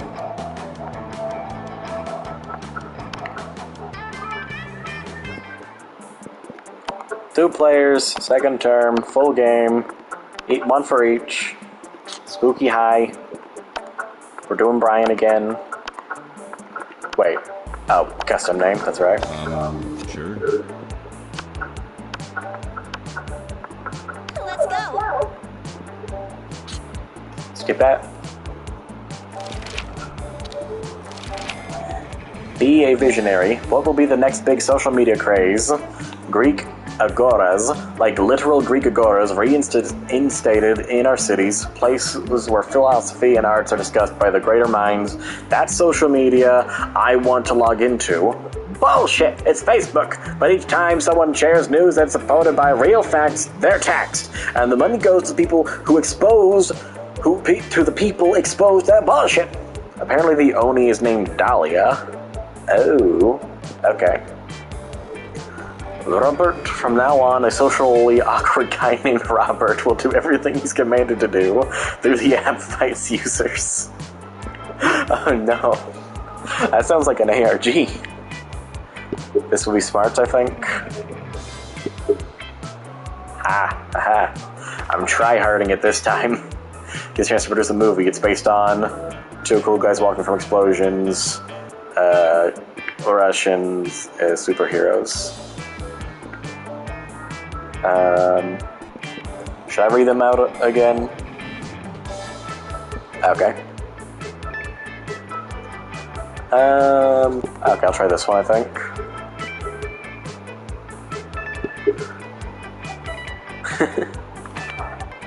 What would be your dream first date? An art exhibition experimental enough to give you a seizure. A lovely walk in the forest after rescuing your date from a dragon. Crimes. Sexy decompiling. That's calculus, I think. A sweaty and manly wrestling match. A wild party in international waters. What are you going for now? Zoe. Okay. Sexy decompiling, I think, is calculuster. That would be Zoe, I'm pretty sure. It was not. None of them were Zoe. It's the sexiest type of knowledge a lover can have. All principles to build a financial empire, sports things, how to make a killer cocktail of anything, that's Polly, obscure 80s movie trivia, that, an accurate approximation of all fictional creatures' genitalia. Either one of these could be Zoe. I think it's... No, obscure 80s movies trivia would probably be Liam, wouldn't it? Yeah, okay. I'll pick the Polly answer. Ha!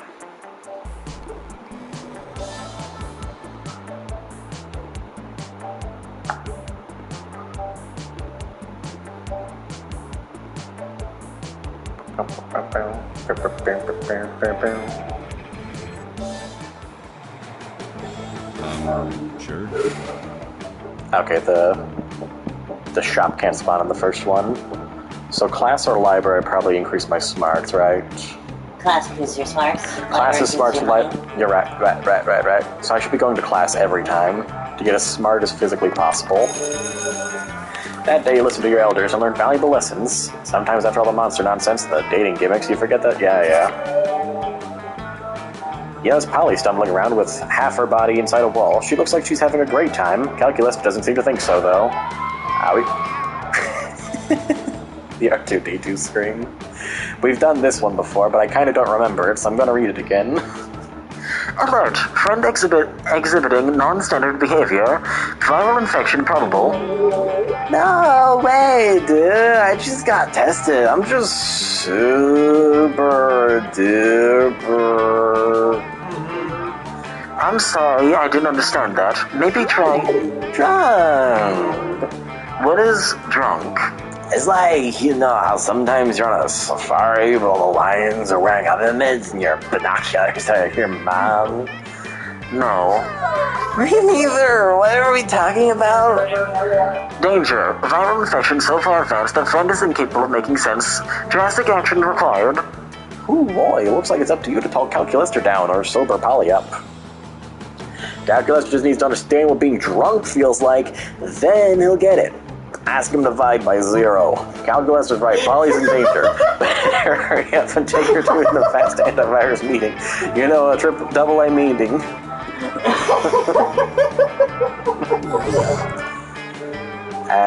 Sure, I'll try anything once. No, wait, Polly. No, wait, those meetings are for... But it's too late. You've already cut to several hours later. You and Polly arrive at the double A meeting and... Oh, that's right. That's not a calculate. Oh no.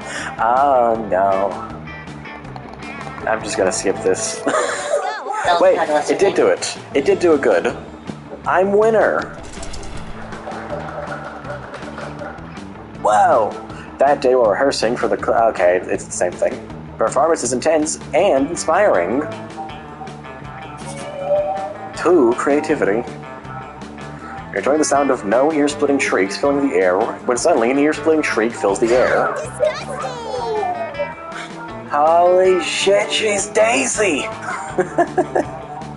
Zoe, what is this abominable nonsense? How dare you so much as think such filth, much less write it with, much less put it on the internet? Miranda, I honestly have no idea what you're so upset about. I'm simply expressing myself through the noble art of fanfiction. By writing a story about me, a noble, beautiful mer princess in a formidable romance with Nash O'Mahon, the son of the Prime Minister of the Arkingdom. The Prime Minister, Zoe! I would never date anyone from some socialistic nightmarescape with this Prime Minister! But this has nothing to do with you. It's not set as a spooky high, it's set as a creepy high. But the Mer Princess is named Marmanda. Marmanda Vanderbunt. That sounds nothing like Miranda Vanderbilt. They barely even end with the same 4 letters. Don't you know how the last 4 letters are the most magical and important of all the letters? The Mer Monarchy culture? Why, I should have this drivel ripped into shreds with a liberal knife. The cutlery used by the most scathing of reviewers. See, Miranda, you're nothing like Marmanda. She totally would have gone with a slander spoon. I simply cannot stand by while my friend, classmate, and inferior publishes such people sympathizer nonsense. Oh dear, this could get ugly, which it is already better, which it already is. Better step in and help a lady out. Which lady, though, is up to you. Leave Zoe alone, Miranda. Don't you see she's done you a huge favor by exposing the treachery of Marmanda Vanderbilt? You need to go destroy Marmanda, not Zoe. Miranda's right, Zoe. A better writer wouldn't even need to put something as disgusting as the air people into fanfiction. It's just a cheap trick for... I think her name is just pronounced Zoe. Oh? You might be right. Cheap trick for shock value, like self-cessed or... Okay. Yeah, the top option. Vicky is right, Miranda. Haven't you ever heard the phrase, don't shoot the messenger? Well, certainly yes, lots of times. It's what all of Daddy's messengers say right before he shoots them. But of course, that was merely a classmate and subject acting in this case as a messenger, so killing her would be inappropriate. And not covered by Daddy's insurance. So tell me more about this devious Marmanda person and her relationship with Nash O'Mahon. Well, as you can imagine, their love is inherently tragic and beautiful since they come from the Mer and Air Kingdoms respectively. I described it as a typical star-crossed lover story with a large portion of hurt/comfort tropes, since it is set during the Mer-Air War. Yes, and where might I find this Marmanda, so that I may bring her to justice? Out of all the usual places, FF.net, AO3, she's definitely real and probably hiding from you somewhere far, far away, like a desert. Anywhere you won't interrupt my fake writing. Thanks for that, Vicky. Amanda Vanderbunt. Maybe an extremely thinly veiled stand-in for Miranda, but she's my extremely thinly veiled stand-in for Miranda. I'm excited to continue her romantic adventures, and I hope you'll join me. By join her, Zoe means read her fic, which you realize when she sends you a link and reminder to review. But hey, she's sharing something she loves with you, plus 2 creativity and plus 1 charm. Everybody choose a brand. Say your choice out loud. What's he doing over there? Thought he colored into a ball and I needed something like that. Okay. I gotta go, I'm about to pass out. No worries, Tito. Fine, I don't know, Sega. Nintendo! Sony. Hell yeah. It's you. Player just decided based on how silly a mascot for the selected brand would be. The selected brand mascot already has a mascot compared to the imaginary mascots of the other brands. Start debating now. So Mario versus Sonic versus, what's Sony's mascot? Kratos? Spider-Man? I think it's Spider-Man. I think it's Spider-Man. I don't know. Mario's kind of funny, I guess. But Spider-Man and the quips and the everything. Yeah, but, like, Spider-Man's, he's punny. Well, Mario's just like a goofy guy, Sonic solos, I'm afraid. Yeah, that makes sense. That's fair. Epic.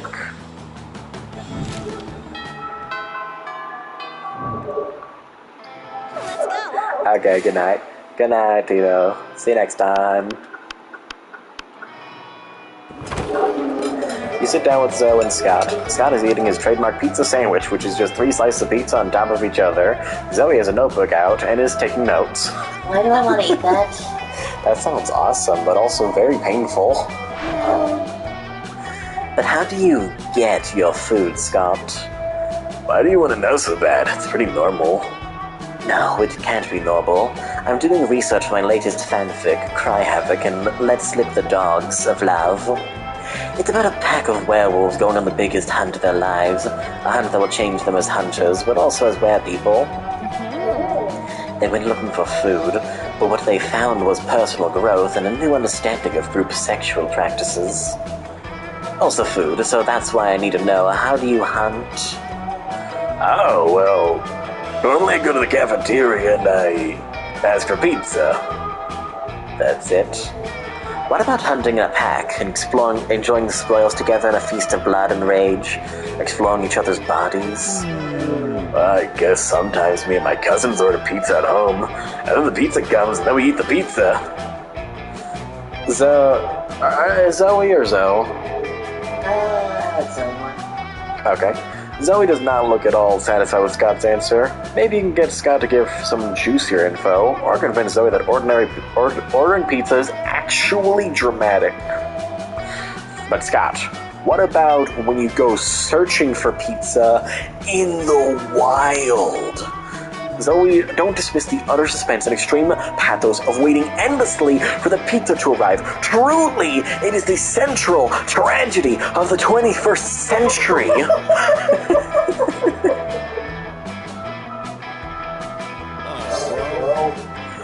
Ah, man. We did that one time and it was the worst. There was no cell phone service, so instead of calling for delivery, we had to transform into wolves and chase it down. And then when we got it there, it wasn't even a pizza, it was 3 deer. And there wasn't any bread or cheese, so instead of bread, we used deer flesh. And instead of cheese, we used more deer flesh. And instead of pepperoni, we used... deer flesh? No, beef jerky. We're not animals. Oh, I think you are, Scott. I think you are. Now, how did you sleep on your little camping trip? In the nude or nude and cuddling? Looks like this conversation is finally going the way Zoe wanted it to. She shoots you an appreciative wink with one of the light-devouring avoids that pass for her eyes. Ah. Sure. Sure. Whoa, these two are paired up a second time. Maybe I do get to both. Well, that'd be the dream.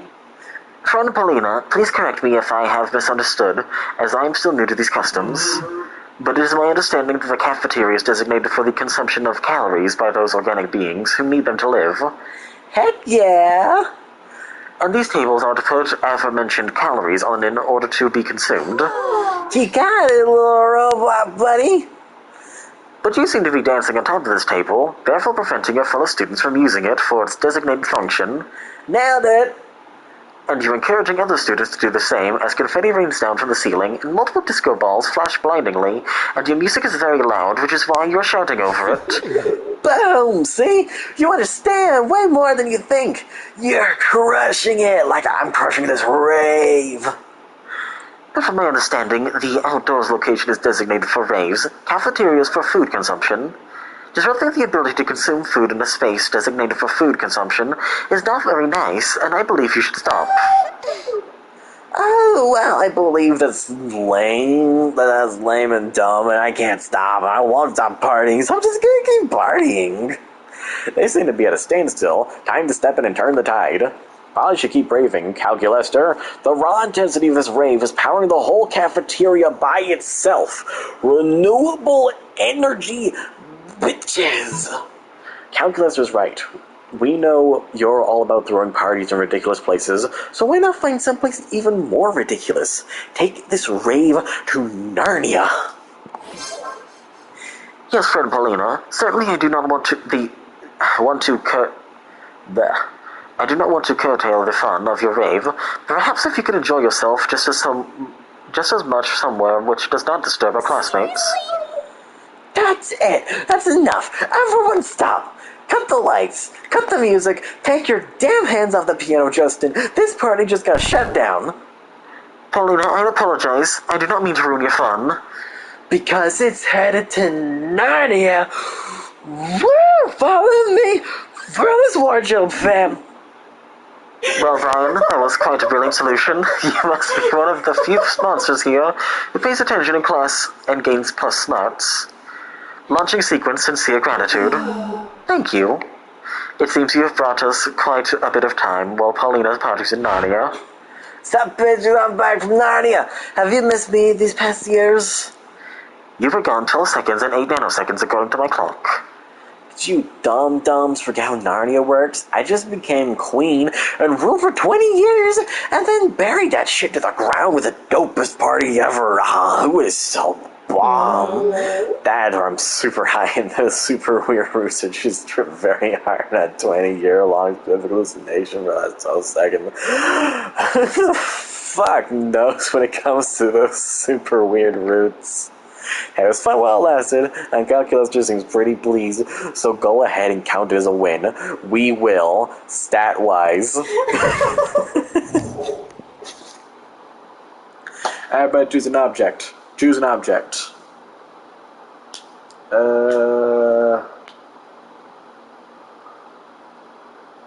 One of those globes, like the ones you spin, you smack it and you spin it, you go, yeah.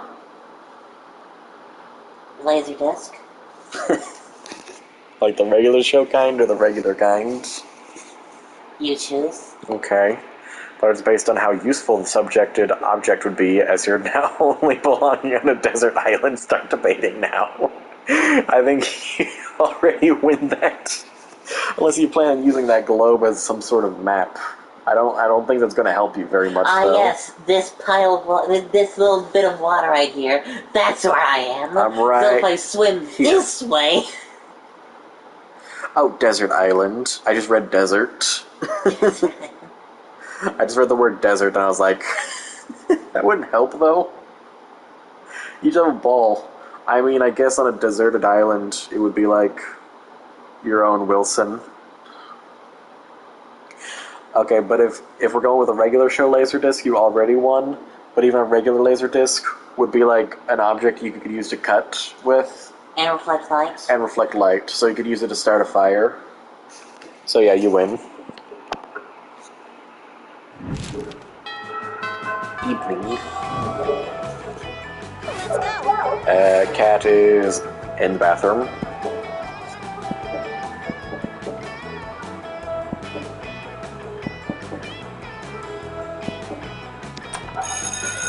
That day you were astonished by the new stuff you learned in class. Bruh. Right, you're supposed to go there? Bruh. That day you were astonished by the stuff you learned in class.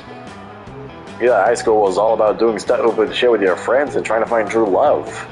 Who would have thought that class could actually be useful? What a nice surprise! You gained +1 valuable lesson. Good luck trying to use that in this game, and +2 smarts. See Zoe talking to Polly and Scott. You weigh your respect for privacy versus your insatiable ambition to smooch your classmates, and as always, there's a clear winner. And then I obliterated a population within the Neverland realm, and to date most of their souls lie within my body in utter despair. Well, so it sounds as if you used to be a hell of a prankster back in the day. You betcha.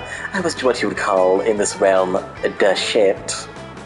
But I don't know.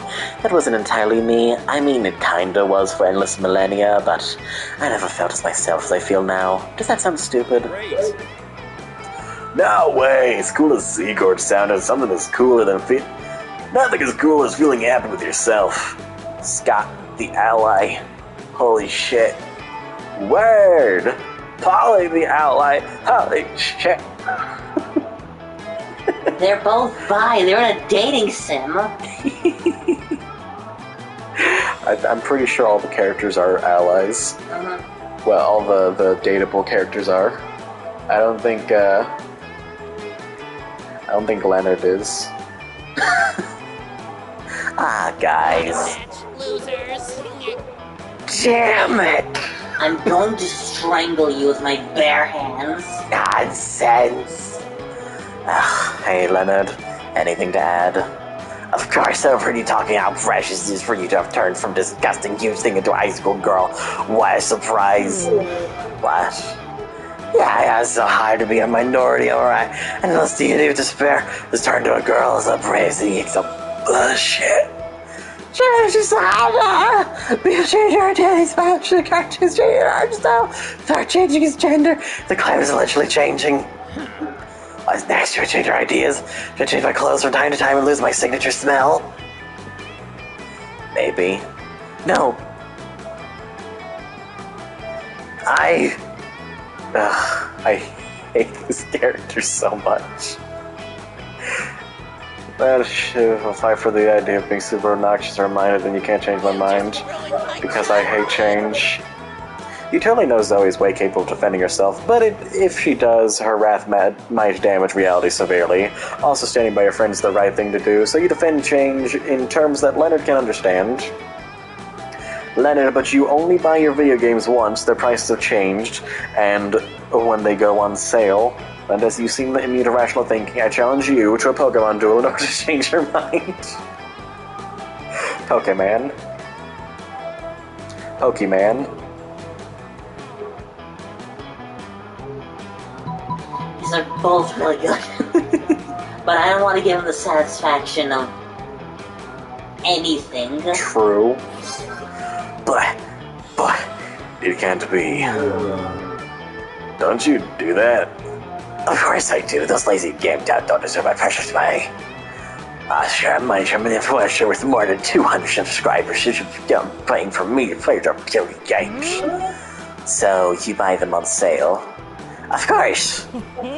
Then Vicky made a point, even if it was a tiny bit fucked up, to compare my identity transition to video games going on sale.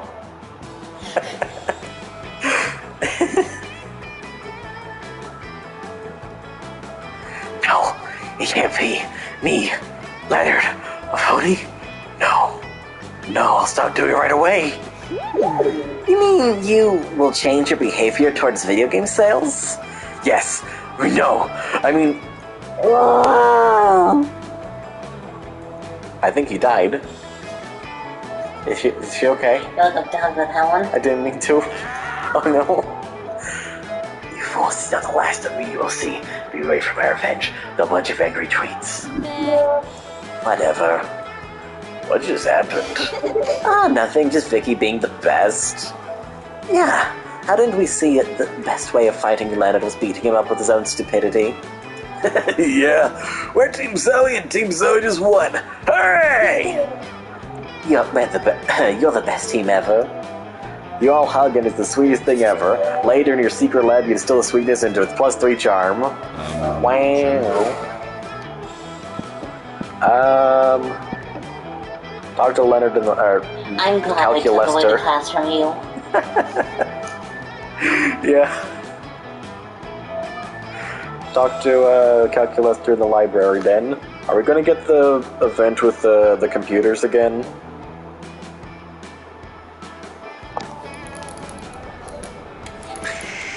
I keep forgetting about this thing. That day he spends some time on the library's PCs mining some bitcoins. It's supposed to have something to do with solving algorithms and the rise of cryptocurrency, but you guessed that nobody actually has a ha ba ba ba ha ba ba ba ba. Set down a computer to do the kind of internet research that will necessitate clearing your browsing history. We noticed 3 of your most fuckable classmates deep in thought of the next computer over. Have you tried clicking it? I cannot click it, friend Scott. It is a checkbox marked I am not a robot. I am a robot. Ergo, clicking it is impossible. Okay, I'm out of ideas. Unless... Have you tried clicking it? Preparing to vent air an approximation of organic exasperation. Oh, Brian, maybe you can help us. Calculista was just attempting to participate in a heated online discussion regarding the proper pronunciation of giraffe. Which we all know is pronounced giraffe with a J, even though it's spelled with a G. But this page is fiendishly designed to prevent robot participation. I've passed the Turing test and the avoided camp test, but this test... It is too much for me. Don't give up, Cal. There's gotta be a way to do it. Right, Brian? This is more of those anti-robot discrimination we've seen for years. Time to fight for robot rights, to use the internet freely through aggressive lobbying. Just click the damn box. Lobbying? I don't understand. Is this a democracy thing? I think it's when you wait in the lobby, whining and whimpering because no one lets you outside. Searching internal database for a more plausible definition. Definition found. Lobbying, noun, seeking to influence a politician or public official on an issue. Oh, Father does this all the time. We call it gunboat diplomacy. I do it all the time, too. Last year I collected 1,000 signatures to convince the governor to make sports our official state bird. Perfect. Never has there been a team so well suited to influence the legislative body. This is factually inaccurate, but I am moved by your concern for my rights. Then it's settled. Let's manipulate the opinions of our representatives by any means necessary. 1 letter writing campaign, 2 political assassinations, and 3 threats of invasion later. We did it, I think. I don't understand politics, really. We did do it, Scott. Of course, the legislators weren't thrilled about the idea of a completely unrestricted internet. So we struck a compromise. If anyone's going to be kicked off the internet, it should be humans. This doesn't affect us at all because we're monsters. That's right, Scott. And since humans were the ones causing all the problems on the internet, we begin with, I'd say, causing all the problems on the internet to begin with, I'd say we've done a good deed today. Bah, give me a second.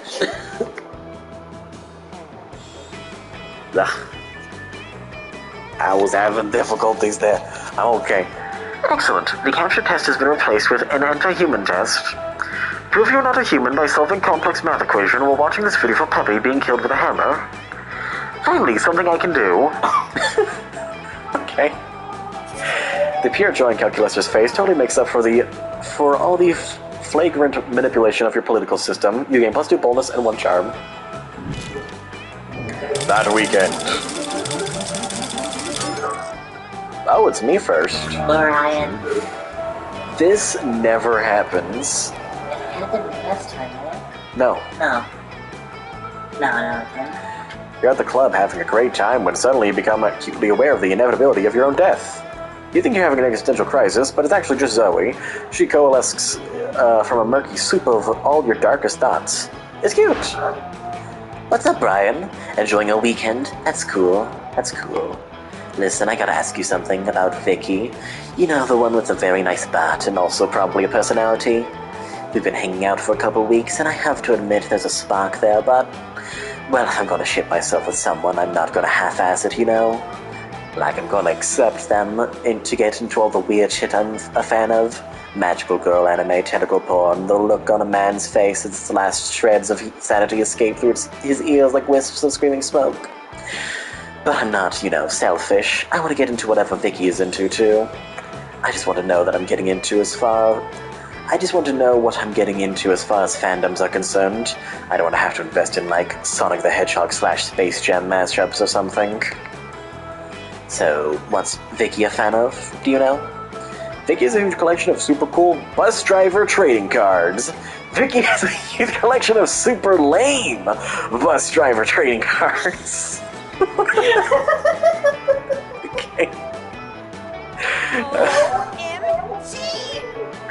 Vicky's a Bustafarian too? We'll have to compare collections. I've got all of history's greatest bus drivers. Bus driver Frem, bus driver Jewel, the acid rap sensation known as Bus Driver. I tried to get a card signed by our school's very own bus driver, Otto Wolfman, but his hands are permanently glued to the wheel by a mummy's curse. I wonder if Vicky has a signed copy from back before Otto raided that tomb. I can't wait to ask. Thanks for the inside scoop, Brian.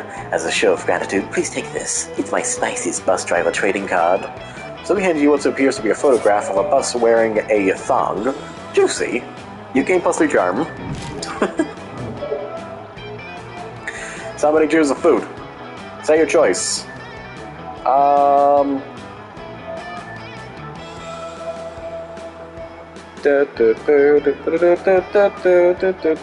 apple.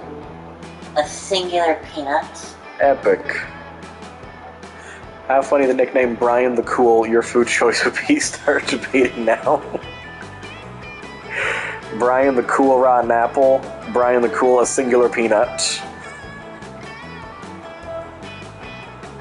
Rotten apple sounds like there's a story behind it. A single peanut sounds like it sounds like it's just simply your friends being mean to you. But how funny would it be? I feel like yours, but what do you think? Let's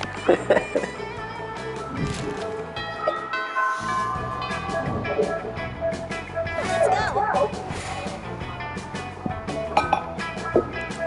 Blah. That day while rehearsing for the class play, you aren't especially good nor inspired. For once, it seems you aren't getting the classic creativity boost from the auditorium. But afterwards, while talking to your classmates, you're having trouble conveying your point in discussion, so you decide to convey it through music. You start singing and suddenly everyone else joins in a kick-ass musical number. It's so amazing the people with whom you were arguing totally get your point and change their minds once the song is over. K+ to creativity. To be or not to be, as high as balls. Not even a question, I'm already there. The tree or not the tree? I love this guy. Such a dude. Wait, I can ask questions, I'm a tree. Okay guys, I'm really digging the Shakespeare fanfic you're doing here. Now all you need to do is kiss. Kiss who? Just point the way, I'll kiss whoever. How about death? I tried it, it was okay. That's actually how I died. Now I was being metaphorical. I meant that you should join me and feel a gentle caress of the dark side. Wow, this play just got spicy. I mean, I'm playing a cult member, so I'm 100% on board with this. The trees provide shade. Perhaps I am already on the dark side. And I'm a plague doctor, so like, doctors are good, but plague is bad? I don't know what to choose. There's at least a 50% chance Polly will choose to go with the dark side. That chance, like Polly, is unacceptably high, but I put a stop to this madness. Not everything is about good or evil, guys. The real quest has always been to find a shirt for poor, topless Dimitri. I'll tell you what I want, what I really, really want.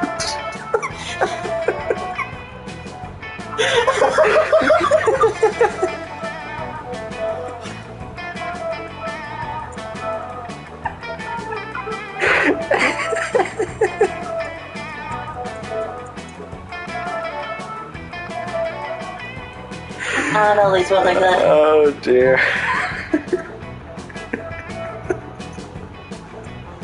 I can't choose. I can't choose.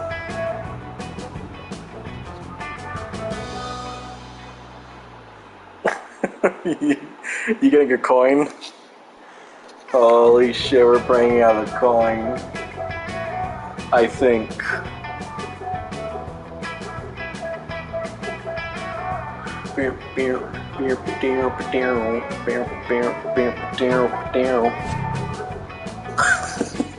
What? Yeah, what do you want? You don't know what you want. You're just trying to sing a Spice Girls song, but now you're having an existential crisis. You don't know what you want? Not even simple things like pizza and belly scratches? Dang, Vicky, that's a pretty shocking lack of self-knowledge. For real? You couldn't just say butts? Everyone wants butts. What's wrong with you? You don't know what's wrong with you. You're lost, directionless. Perhaps you should join the dark side. So, like, the dark side isn't some yoga retreat for people trying to find themselves. It's just like when people used to join my cult because they lacked a sense of purpose. It's like get a life, you know? That's a life of Zoe, but I'll let it slide because I'm more disappointed with Vicky. They want to give me pizza and belly scratches. Anyone? You all clearly have a lot to work out here. I'll come back later. Dimitri disappears in a cloud of purple smoke, leaving you to get judged by your friends. You forgot the first rule of acting. Always know your motivation. You lose -2 smarts and 1 boldness. I'm so sorry. That's fine. It was, in fact, really... I was actually leaning towards that. Did you actually pull out a coin app, by the way? That's fantastic. That day your teacher delivers an amazing and creative performance that blows all your minds. Okay. You see Calculester fawning over one of his succulents. Oh, hello there, friend Brian. I am just enjoying the premise of my current assignment. You see, I have been tasked with caring for the succulent, tiny shrub. Yeah, shrub. In order to learn about what is life for biological organisms. My grade will be determined based upon whether or not I'm able to give him the fullest life, something I always want for my little plant friends. Tell me, Brian, as a fellow organic life form, how would you define the ultimate life experience? Well, what makes you feel most alive is trying to guess what qualities your classmates would be most attracted to, but universally. You can only truly appreciate life once you feel the grips of mortality clutching at your throat. Let's give this plant a near-death experience. The ultimate life experience is bringing forth new life. Let's get this plant pregnant. So the near-death experience is just gonna kill it? Yeah, that's true. Tiny shrublet? Pregnant? I was unaware that succulent plants could become pregnant. Furthermore, by giving the plant a traditionally male-sounding name, I'd automatically assigned it a traditional male traits for no reason. Allow me to run an eternal search on pregnancy in organic life forms. I have gathered fascinating information on pregnancy monsters, some of which seem to be unknown. It would seem that many believe that only females can become pregnant, but because of the existence of trans men, males too, can become pregnant. I see gender beyond the traditional binary spectrum, so many more than just 2 genders. But if all the genders to become pregnant, it would seem that the most likely by far is Sonic the Hedgehog.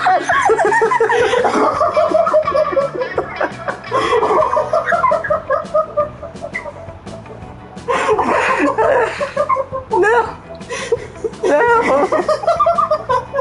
No!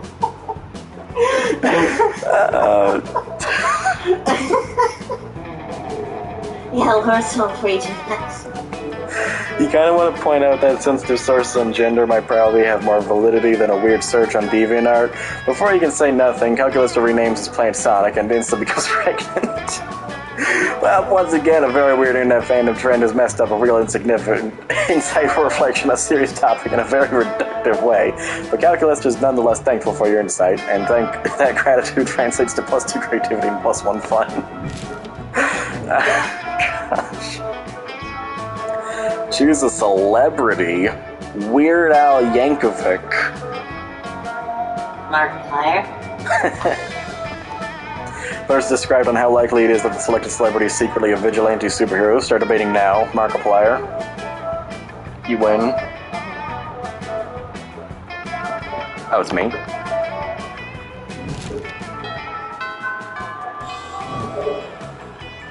Let's go. A man who owns 5 ovens has to be planning something.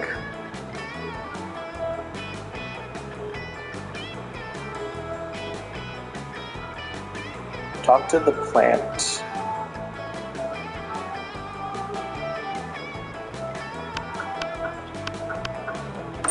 Hey, stranger. Ah, you missed me in my shit, huh? Worry no more. All this shit can be yours if you have the money. Not me, though. You're too poor for this.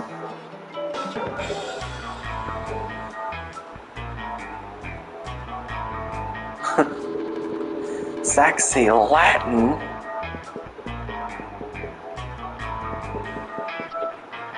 You could just give up if you want.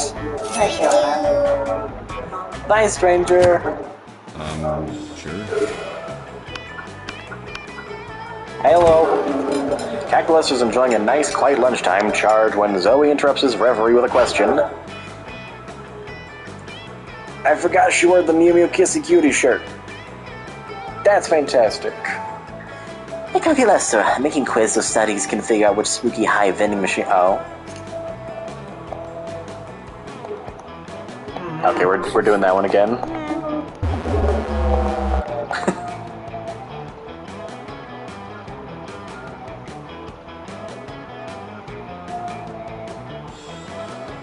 Yeah, the top one. Alright. I am happy. Everybody choose a TV show. Say your choice out loud. Sonic Boom. Cartoon Network original. It had like 2 seasons, I think. Vector was in a single episode.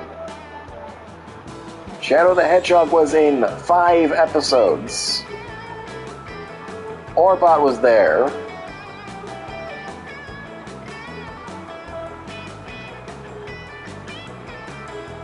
Knuckles put a baby in a blender. Name a woman! You keep saying stuff and distracting me. Okay, I won't say anything.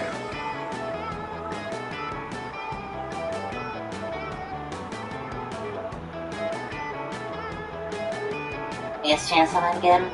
On Sick. Xbox TV. What did I even say? This is based on how mind-blowing it would be if the next year the showrunners revealed that the show was a spin-off of Titanic. Sonic Boom or Chainsaw Man? Sonic Boom or Chainsaw Man is actually in the Titanic universe. Well, everything is canon with Sonic, so I think it'd be more shocking if Chainsaw Man was in the Titanic universe.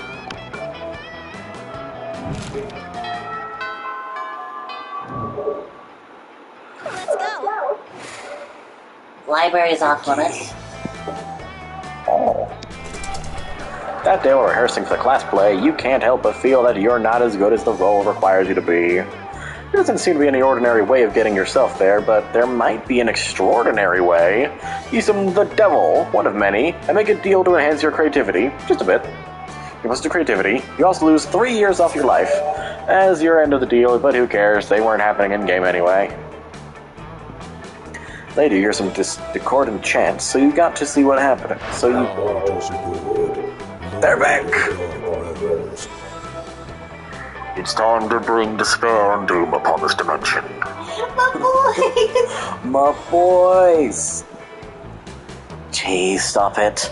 The last time I'm Zoe now. Can't you respect that? This is a test on holy awfulness. Are you testing our faith by forcing us to use false names? Our faith is strong, almighty Z-God. We pass the test, Z-God is almighty, for it reigns the dark realm and will bring the void into this puny reality. Guys, no. Bruh, that's not no. It says one thing, she says, oh, Poison Ivy. That's not what she's wearing. She looks more like the tricking... She's an assassin. That makes more sense. You will never know what I was going to say. You will never know what I was going to say. What was your voice again? What's happening here? Stop it. Bad cultists, leave Zoe alone. Vera smacks the cultists with a rolled up newspaper until they leave. Thanks, V. They're the worst. I was calling me that his name, Z-God, and referring to me as it. Sure, no problem. What? Hey, broskies! Word those cult bros were saying. Is it true that you used to be that Z-God bro? I guess so, in a way. But bro, the cult bros told me everything about you. They said we are good cult material. It's about how being pack-minded is a great start. But, well, why would you go from being a giant monster to a little girl? That's so weak. Because I didn't feel like myself. It wasn't who I truly was. That sounds complicated. Oh, fuck off! She's lying. She obviously did it for attention. Everyone change the front. You're terrified.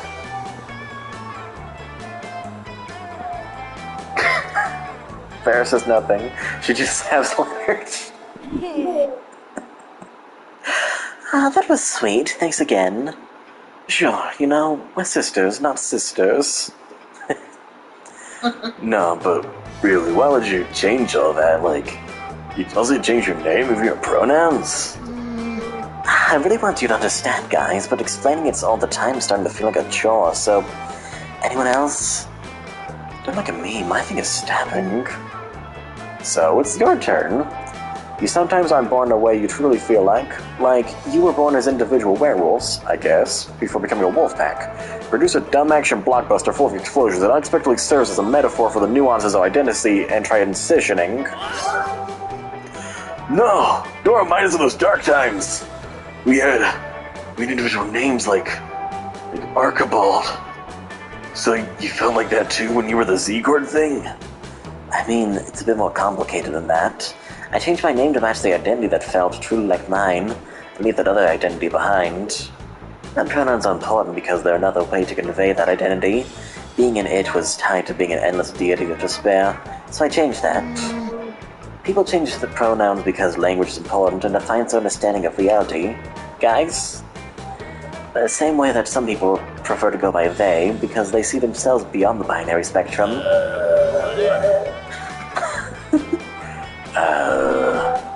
Yes, Z-Gord was like being a lone wolf, and Zoe is like being a wolf pack. Oh, we get it. Okay, we'll try to remember for next time. Thanks. I mean, weird metaphor, but sure. If that helps them to be a tiny bit more respectful, then I guess it's baby steps. Thanks you two for having my back. Sometimes it gets exhausting. Sure. You go bowling all together.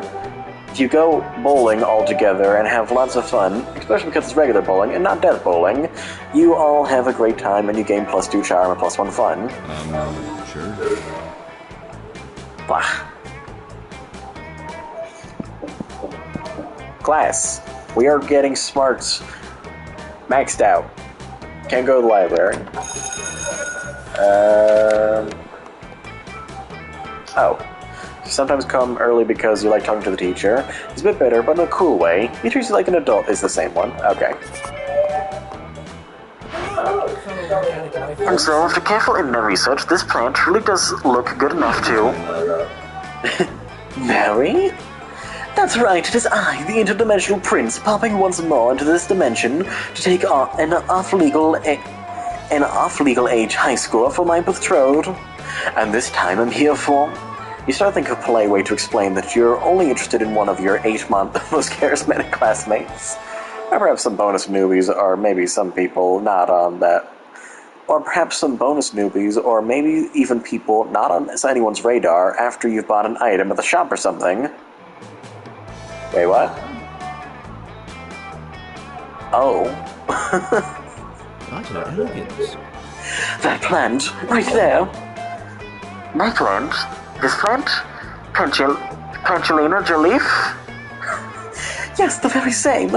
She, he, it, they, whoever this inanimate vegetable chooses to identify, is clearly my soulmate. And marriage to Plangelina is the only thing that will ever save my lonely soul.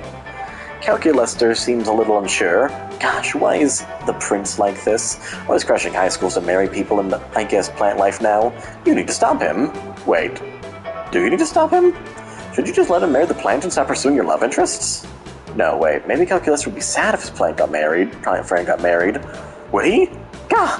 I don't know. It'd probably all just be based on your stats anyway. Can't marry that plant. It's already married to the sea. Yeah, no, wait, no, yeah. Just let him marry the fucking plant.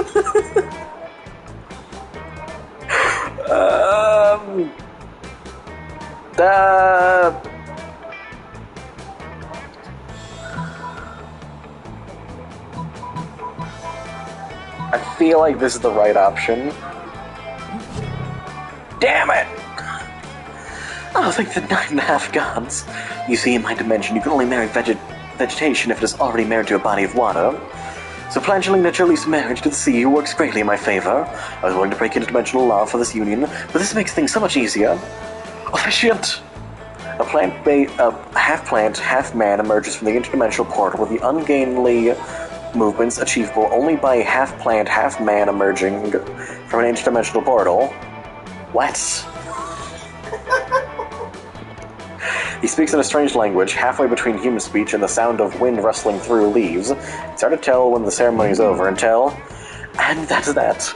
In my dimension, you don't even have to ask the plant's father and or robot holding it for permission to wed. Goodbye, I'll have to consummate this union. Yuck. You shudder to think exactly what such a consummation might entail, but luckily the prince is gone, and you can move on. Well, I didn't even get to say goodbye to Angelina Jolie, and now she's gone, forever, into a different dimension. Emotions found, sadness, loss, remorse, betrayal. Oh, right. It's great that the prince didn't marry Calculester, but, like, the hurt in Calculester's digital eyes. It looks like Calculester isn't gonna marry you either, or take you to prom. Fuck. -2 charm or -1 fun it is, I guess. Fiddly-dee. Let's go. You're engaged in your usual weekend routine of watching fish have sex. Hello, friend Vicky. I was just attempting to gain insight into the courtship rituals of organic life forms. How about you? Same, you say awkwardly. You don't want anyone knowing that you spend all your weekends watching fish, fuck. Well designate this chance meeting for... What?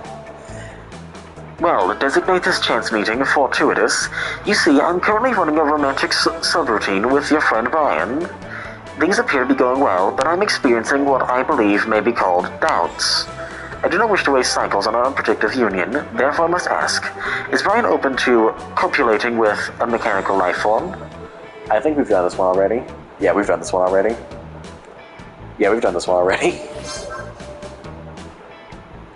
Skip. Go fast. That's the thing. Wait, was that the thing? That looked more like a smile. I don't think that was a smile. I realize now it wasn't a smile. Everybody choose an activity. Say your choice out loud to the rest of the players before clicking. Staying up too late for no particular reason. Killing. Cool. Partygoers dance for 3 days on music festivals when wilderness lovers hike for 3 days when camping. Now we're marketing a new kind of 3-day-long festivals to hipsters who revolve around one specific activity. Player orders decided based on how likely the activity would be to get these sweet hipsters to attend the festival. Not sleeping or murder. I feel like I win this one.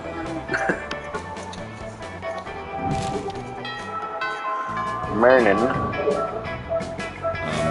Sure. Class.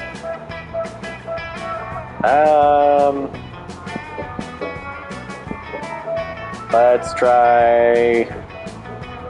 I failed that last one because I wasn't bold, so I guess I'll go to the bathroom then. Yep. Cool. Calculaster wanders in. He likes to pretend to pee because it makes him feel alive, but stops dead when he sees what Damien and Vera are doing. Friend Damien, friend Vera, why are you fixing a battle axe to the chassis of a small and lovable robolette? Calculaster, just the machine I wanted to see. I was covered this robot weapon so we can win the season 16 of bot battles. I'm not sure that's a good idea. But our cause are noble. I intend to spend the prize money on an elegant jacket made of several seals. Yeah, and I just want to fuck up a bunch of nerds' property. I'm sorry, pals, but I do not support bot-on-bot violence. Suddenly, the tiny killer robot springs to life and embraces Calculaster's leg with its scorpion claws. Papa! It chirps. His name is Computerance, and I must protect him. That settles it then. Better come up with an unbeatable strategy to make sure little Terrence doesn't get hurt in the tournament. Upload subversive propaganda to the other robot CPUs while they're busy revolting against monster kind. Computerance can destroy them all unopposed. Disguise him as a human so he's protected by the first law of robotics. You have smarts.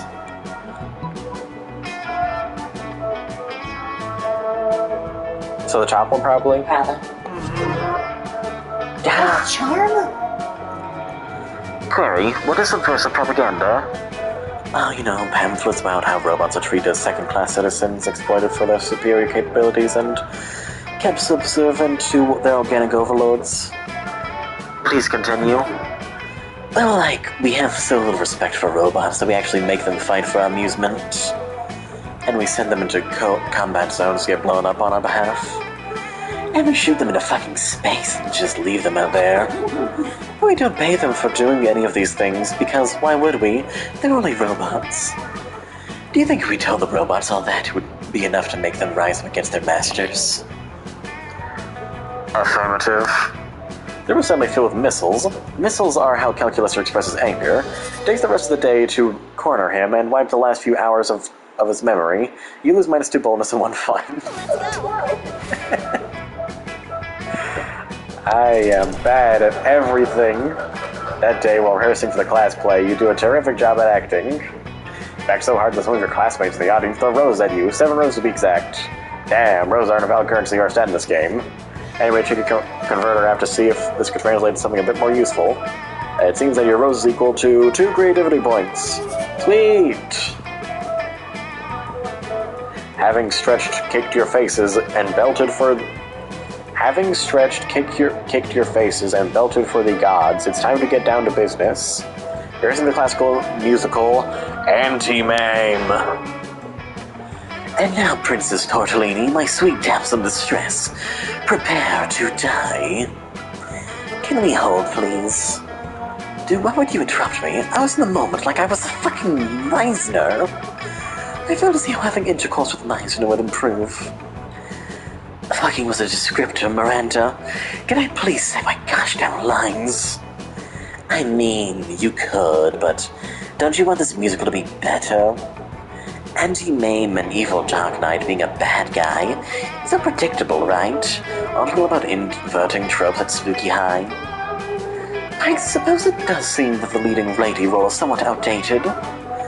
Here we are in the modern age, and some of her fake reactions to male violence could be taken straight from fake horses going up and down in a circle. Fine, whatever. If my brilliant and hair-raising portrayal of Anti-Mame isn't good enough for you, then go ahead and think of an awesome plot twist, and I'll nail that too. Right as Anti-Mame is about to slay the princess, it's revealed he never got his Dark Knight's license and can't practice the trade, at which the point the play turns into a complex and exciting adventure in bureaucracy. Anti-Mame is not a Dark Knight at all, but an undercover cop who spent the last 20 years working from within the villain system to dismantle the whole operation.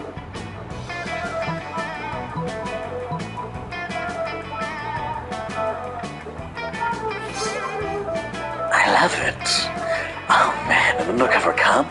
That's so fucking metal, man. And then it's like, once Anti-Mame comes out of deep cover, he's just like, I don't even know who I am anymore, man. I've been a Dark Knight for so long I don't recognize myself out of the armor. Daddy always says that bureaucracy is an excellent tool for the destruction of the best spirits. And just wakes up in the middle of the night screaming about eldritch curses. I love it. I think we have a hit on our hands. Man, you guys, this fucking job. I like no any more lances and potions. Dope. Being a playwright is easy as fuck. Apparently, way to gain 2 + 2 smarts and +1 fun. My creative friend.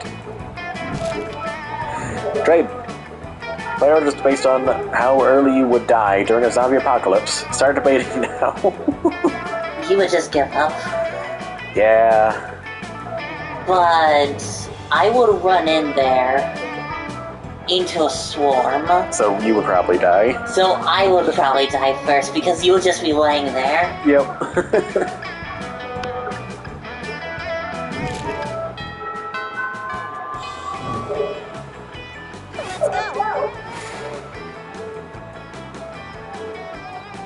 Go solo with Zoe's just not here. Calculator's also not here. Okay. Well, just go with your soul, man. Find Scott and Damien immersed in their favorite mobile game, Pokemans Go, based on the classic Pocket Humans. My original Bosworth used income tax out of it. No, Melissa Roberts never saves receipts. It's super effective. And now for the finishing blow. Wait, what? Reginald contracted lymphomia. Reginald's lymphomia deals 500 physical damage to him and 999 emotional damage to him and his loved ones. I win again! Why are your Pokemon so unhealthy, Damien? Because I make them all smoke cigarettes and live next to toxic waste dumps, obviously. Maybe you should stop that. Where's the fun in that? Let's have another match. Okay, you want to just start Say nothing. Tell them. Show them that a phone equipped with Pokemon's Go can also be used as a football. Yeah, just... Yeah, just okay. Fantastic. Sure. Well, it's your fault, so I'm going to talk to you. You're just trying to enjoy the meal in peace when space untwists itself to reveal the interdimensional prince. Most glorious hero, thank the squid star I found you. I've been confounded by the most fiendish riddle. A riddle that has vexed me for days, nay, weeks. The riddle of how to change the ringtone on my new smartphone. This interface is more torturous than my palace labyrinth. For real? You grab the prince's phone, change his ringtone to Butts, Butts, Butts, All About Those Butts by the Booty Bros. My hero, what seems difficult to me is trivial to you. You even guessed which ringtone I desired. A true all-time classic from the 6th dimension. There's only one way I can repay you, by bestowing upon you a superpower of your choice. I can do that. I'm the prince of another dimension. I can do all kinds of crazy things you don't know about. All kinds of crazy things besides use his phone, apparently. And he really only gives you 2 superpower options. Telepathy. Hey, that won't quit.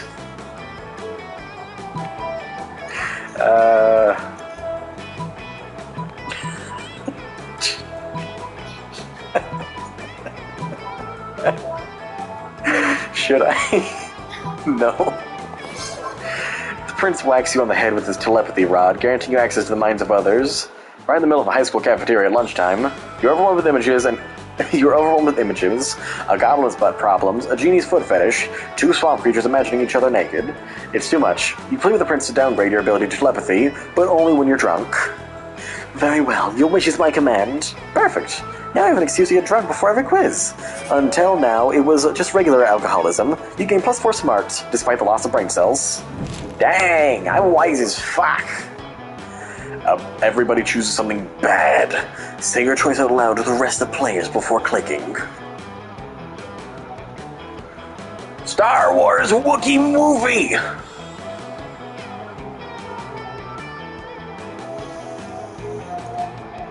Yeah. I'm gonna... That's... So you do. You won. I won.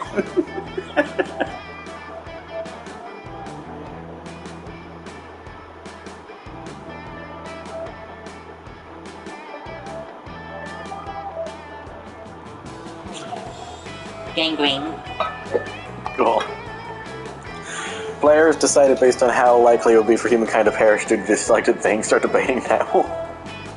So a known illness or a really sucky movie from a really sucky franchise.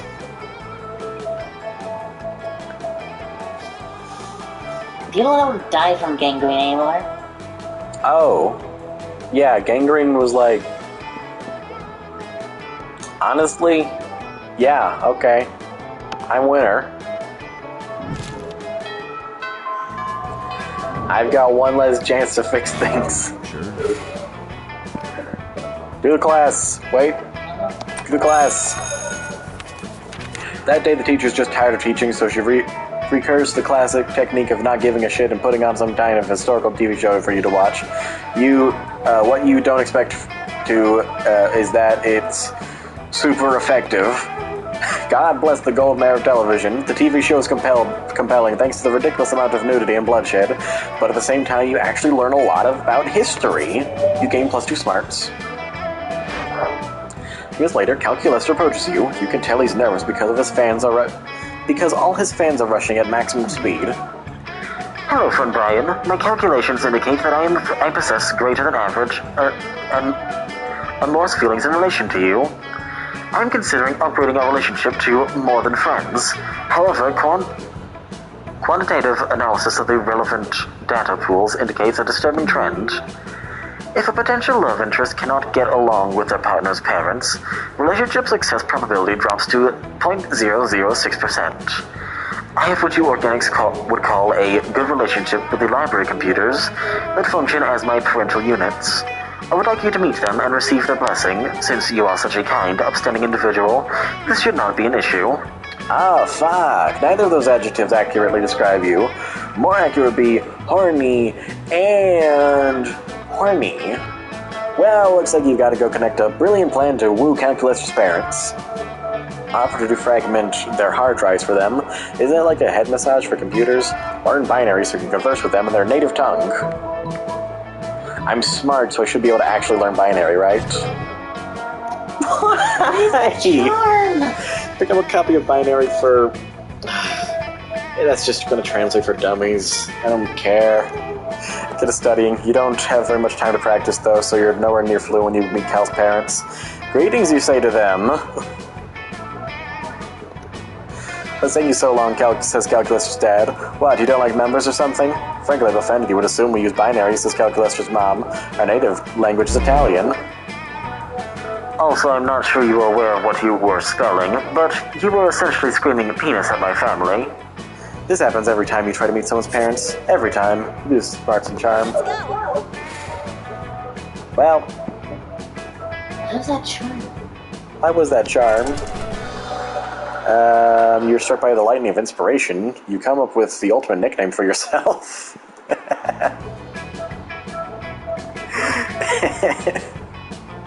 Well, what's your nickname then? The Phoenix. Whoa.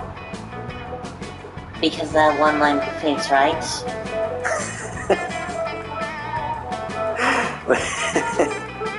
The door was no match for the Phoenix! Name's so awesome and inventive and appropriate that people decide to go with it. By the feat, you gain 2 creativity. We the devs dare you to actually come up with a nickname for yourself and ask the other players to call you by that until the end of this run. Zoe approaches you looking full of joy and excitement. Vicky, Monster Prom is so close and I've started looking at dresses. Look at this one. Don't you think it would totally highlight the sliminess of my tentacles? You think it'd be better if we just skipped his dialogue and tried to translate what happened? Yeah. Oh, hi Leonard.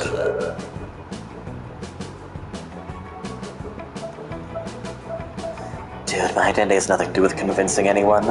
I'm gonna wear a dress because I fucking want to. It's about me, not about you. Ugh. Just shut up. Detonating me and insulting me all in one word. Boy, that imaginary real gamer girl sure is lucky. I try not to let jerks like you get to me, but sometimes I wonder if I shouldn't just turn your kidneys into rabid raccoons. If only to save people from listening to your harmful bullshit. What's up, snowflakes? Hey, noobs. What's up? Damon carefully lights Leonard on fire. Thank you. Social justice warriors win again, Seth. Wow, Damien, thanks. I thought for a moment you were joining him. Ah, no, fuck. I might be an asshole, but I'm not a bigot. I'm struggling with defining yourself. That's harsh. Damn, like, who should I be? A violent hell commander? A talented hairdresser? Sometimes I feel like the reason I'm so angry half the time is because everyone is expecting me to be this or that. Even myself. It's like, I don't know. I'm not good with words. I know your thing's different, but it's like... The whole endless despair deity is very mental, sure, but exploring your own truth and fighting to define yourself in your own terms. Fuck, Zoe, that's twice as metal. It's pretty damn admirable. Damien. Before you can keep going with this emotional moment, someone else appears. Seagull and all sacred awfulness, here you are, still trapped in its deceitful form. There's no formal ritual to free you from that puny carcass. Not again. You would light them on fire, too. No, it's useless. They keep coming and coming. These idiots are by the thousands, at least. It's my punishment for spending millennia tormenting mortals, I guess. Damien was all hot and sensitive back then, but now it's your time to shine. If you could only come with a plan to make the cultist leave Zoe alone for good. Don't let this puny tentacle mortal girl deceive you. Zegord is really trapped inside this ancient totem. You need something that satisfies their need for mindless adoration and pack behavior. Introduce them to K-pop.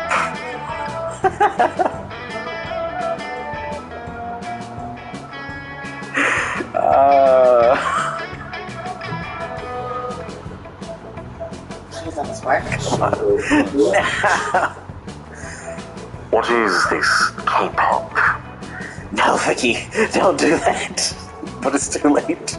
The cult members are super hooked on K-pop because their mindless pack-oriented disposition makes them very eager to get super into stuff. No. No. What's the matter, Zoe? They seem more focused on that Korean thing than bothering you. You don't know them. They've been worshipping me for countless years. They're like super good at culting. Fuck yeah, they are. Soon they have turned K-pop into a very cultish thing, spreading their beliefs among all K-pop fans.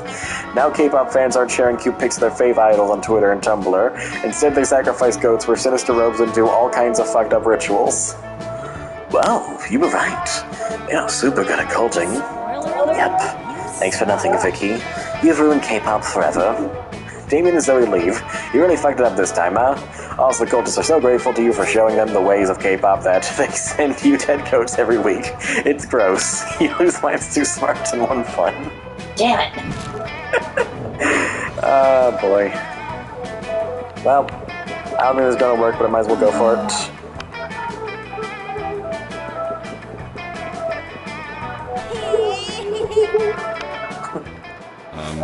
Sure. I don't know, Brian. I was still Okay. Is this Yep. Some nights alone in your bed, you wish sadness was an STD because at least you wouldn't be getting so much. You wouldn't be getting so much of it. Ouch. Well, prom together? We're becoming canon? I've started making a tag for AO3 so people can write fics about us. So exciting, so potentially steamy. While I do that, start thinking the best ship name for us. I mean, Zoe x Vicky. There's so many options. The dress. I've chosen something that can be easily cosplayed by fans. See you there. Prom night was lovely. You danced for a bit, but then you decided to take a walk under the starry night. You named constellations after your favorite anime characters, and in the end, you kissed. You kissed at least, like, 8 of her mouths, including the face one. Epic. Most anime eyes. I'm not gonna do it. I don't care anymore.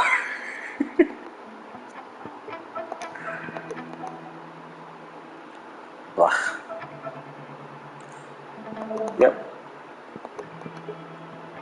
Calculator led a robot uprising, but it was like a nice one. Zoe dedicated the next several years to writing her most ambitious fanfic ever, focused on the struggles of Shaggy, containing and controlling his limitless power. Miranda started a nonprofit to help... Okay.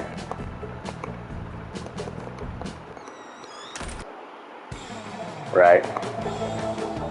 Gallery images.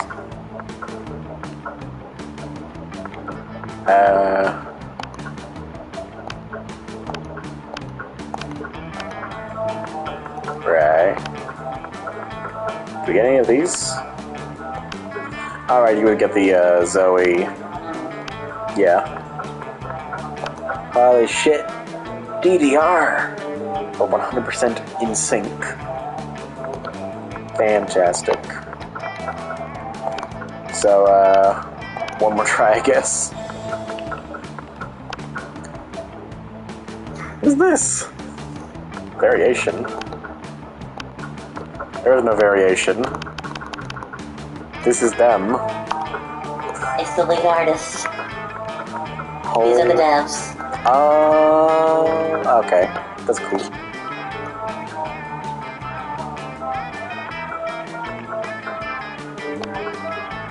Going again. One of these times we should do 4-player, just for the memes. I gotta win at least once. Please.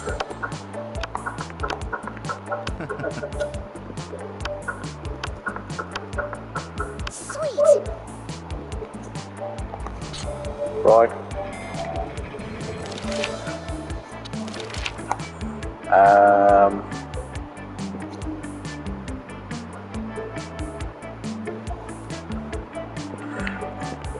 I don't remember this one.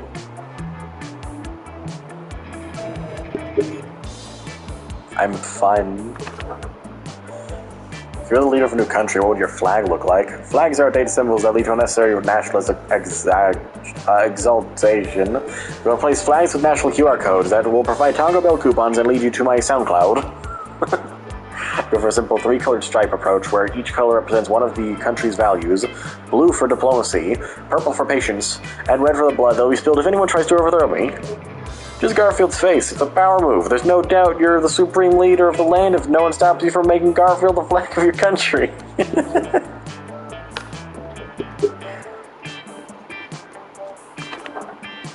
Appealing will be the most appealing on a partner. Ram. Danicles. A big horn. Party with a very tsundere personality. Wait. Where are you going for? Lester.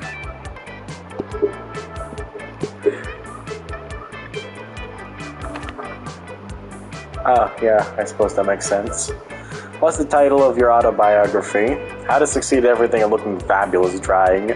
Temporarily, the ongoing journey to find my inner enigma. Top 10 drunk text I don't regret sending. My parents think I'm cute, and so should you. The art of punching life in this dumb fucking face. What? I barely have the patience to read a book, dude. Let alone write one. Who's that?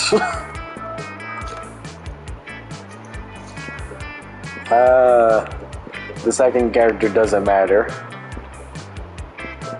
Should I just pick Polly again? Yeah. Epic. Oh, okay, the top one was Scott. I was thinking Scott, but I wasn't sure.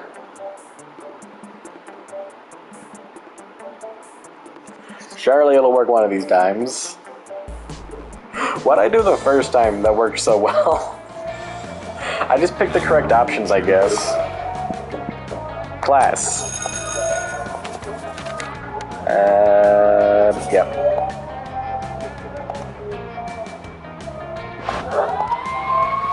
Okay, it's this one again. Okay, you can't skip these. No, this would just be a poly answer, wouldn't it? So yeah, do this one again. Lame. Let's go.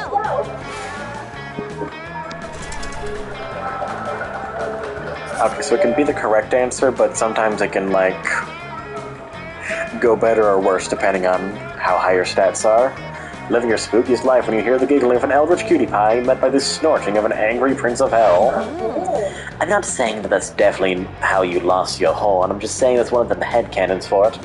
It's that scene, but it's here now, but we're siding with Zoe. Wait, this is the third time we've seen this scene. Wait, are we siding with Zoe or Damien? Zoe. Oh, okay.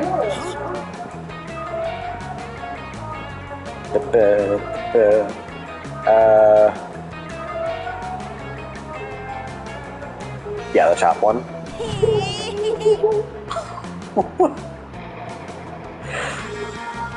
Okay, so it was correct, but it was...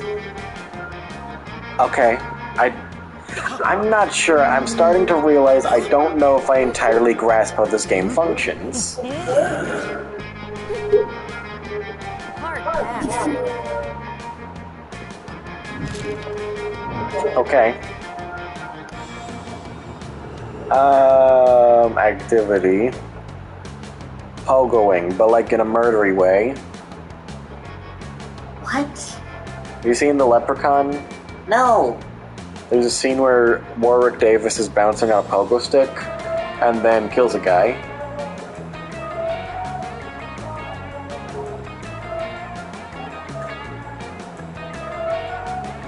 Your turn. Throwing rocks at people. Cool.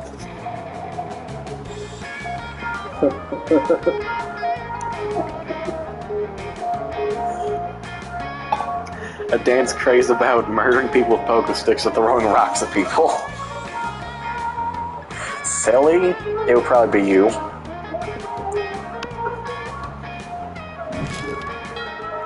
Boom.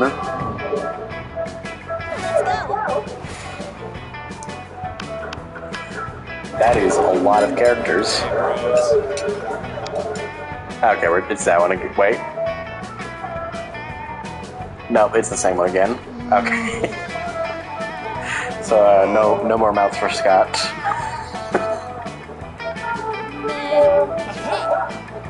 Meh. What if Scott uses this crazy straw? Cholesterol! There's a C word. You can just give it. It's so perfect. My mouth exploded! It caught on fire! Exploded! No, my mouth was got! Fantastic. Calculester and Vera? Every word that Scott said is just perfect. Sad true. Sad true. Vera's bending her lunch period, scheming as usual. Calculester looks on a mechanical approximation of dismay. Now, if I can just get the poison into the next shipment of cafeteria food, the starving students will be forced to pay me inflated prices for my authentic food flakes. Vera, no, do not do this. Why? Have you determined that it's unprofitable? No. Are you looking for a cut? Negative. Are you a Robocop? You have to tell me if you're a Robocop. I am not a law officer. What you are planning to do is wrong. Agree to disagree. Error. Can I comply with internally contradictory instructions? Meltdown imminent. Uh-oh, this could get ugly. You need to chill Calculester out or convince Vera to change her ways. Don't worry, Cal. Vera's just being helpful. Sure, the poison may kill some people, but those who survive will be more respectful of poison in the future or whatever. Calculester's right, Vera. Did you even check to see if your poison is vegan-friendly? Oh my god, you're right. My go-to poison uses basilisk blood as a base. It's good for routine political assassinations and killing people who disagree with me. For a mass operation like this, the basilisk right activists will be up in arms. Some of them have a lot of arms because they're octopi. Ah well, back to the drawing board. Looks like I'll have to find a plant-based poison to work with. Analysis. Friend is still attempting an unethical plan, but on a longer time scale and with animal-friendly ingredients. I accept this marginal improvement, Brian. You are technically a good person. He likes you probably. He likes you probably. Look at that. Ow! I would choose a food. Say your choice out loud. Cashews and shrimp covered in Diablo sauce.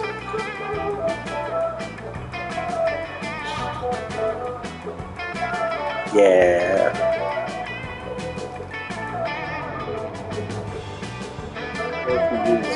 This crazy straw.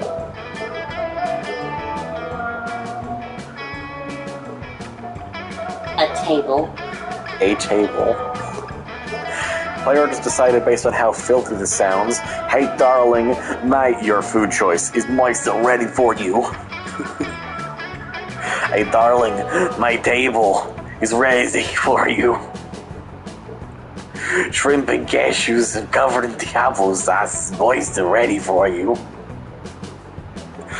See, one... I feel like one you could derive some sort of meaning from.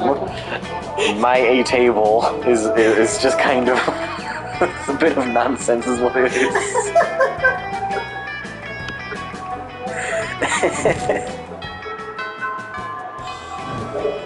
Cat is in... Sure. Auditorium. Okay.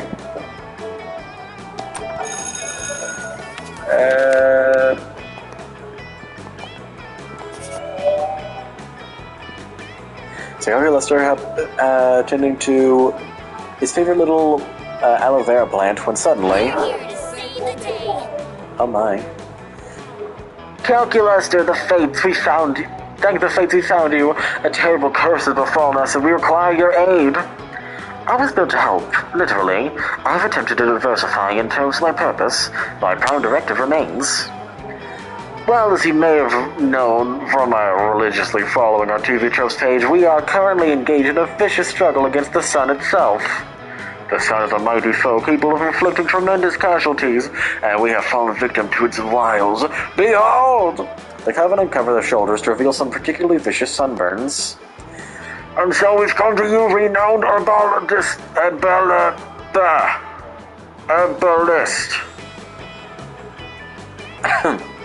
For a balm in our time of need, let us gather leaves from your little plant so that we may avail ourselves of its healing properties. Allow me to clarify your intention. Request that I destroy my favorite aloe vera plant in order to treat your sunburns. We ask that you make a noble sacrifice to free us from the terrible curse. Yes. Internal conflict detected. I do not want to do this thing, but I am too kind to say so. Friend Brian, what do I do? Let's think about this logically. Many people have done terrible things, but no plant has ever committed an evil act. So, isn't this plant worth more than the entirety of monster kind? If you're looking for some aloe vera, why don't you just ask Vera? Are they related or something?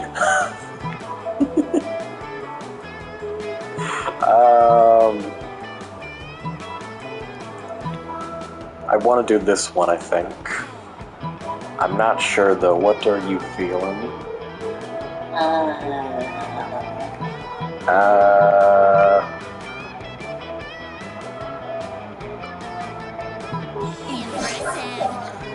By the goddess, is it possible? You were the villains all along. If I respond to the affirmative, will you cease to demand the destruction of my treasure plant friend? Yes. Then yes.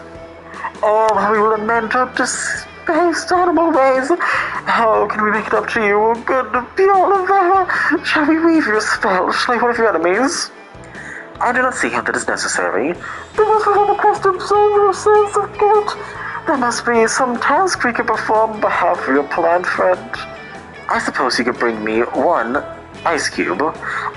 I water my aloe vera by placing an ice cube in the pot, so that the water enters the soil more slowly. An ice cube, a fitting price for this most noble of plants. Our only hope is that the precious ice can survive the heated machinations of the vile sun. Yes, well, good luck. The Coven rush off to find ice. Happy to be on a mission, Calculisto turns back to his plant, happy not to be a part of their mission anymore. For brokering this truce, you gain +2 charm and +1 fun. I have no idea how to do that character's voice. You could get like reverb on it, right? Eh? To have a looping sort of thing, like an echo. That would probably do it, yeah. Just open up the stream and watch myself repeat myself. Groovy. Yeah, okay. I think we've seen every option for most of these. Everyone's favorite Aldrich Kitty Patootie runs up to you, tentacles twitching with excitement. Vicky, did you hear? Did you hear Netflix is rebooting Senior Regular Samurai Frogs? I'm so excited like OMG.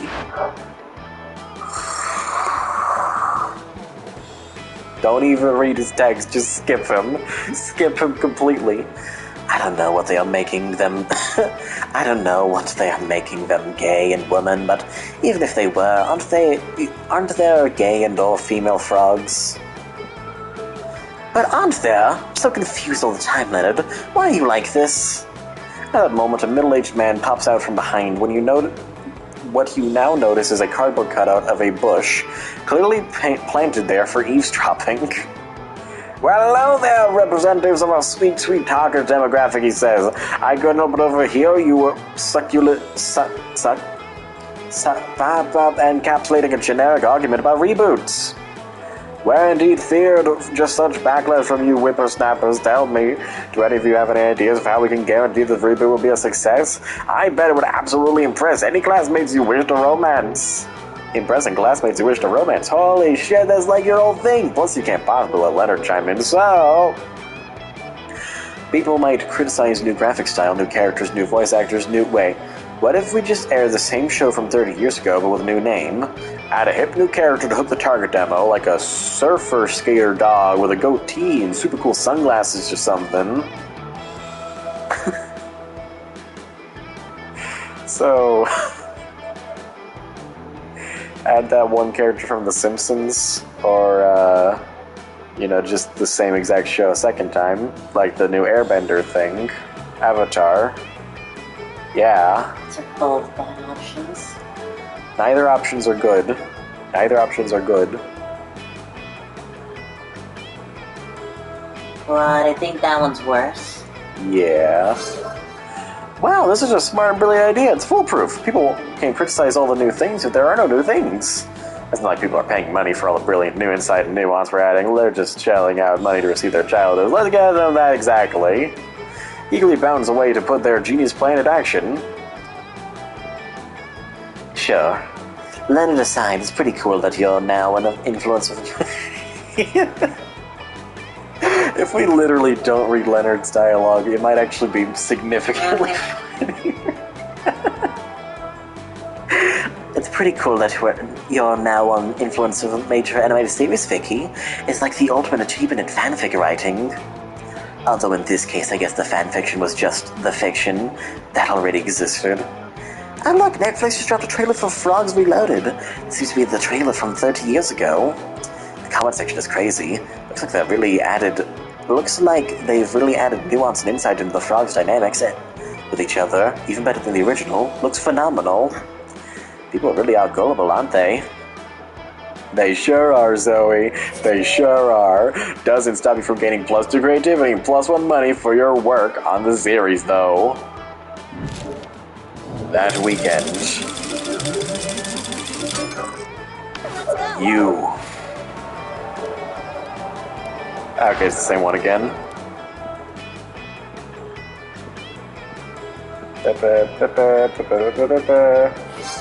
He did it with a vacuum cleaner.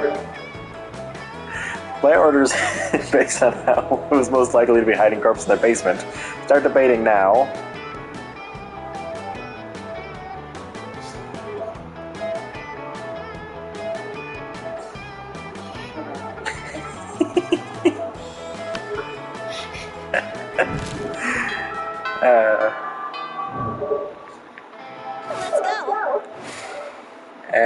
Cat is in class.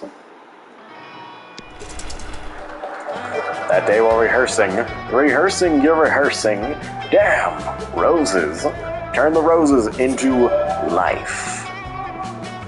Since the cult and I are super psyched for your big number, shall we dance in worship of the unholy lords? But you can't tell Zoe isn't really feeling it.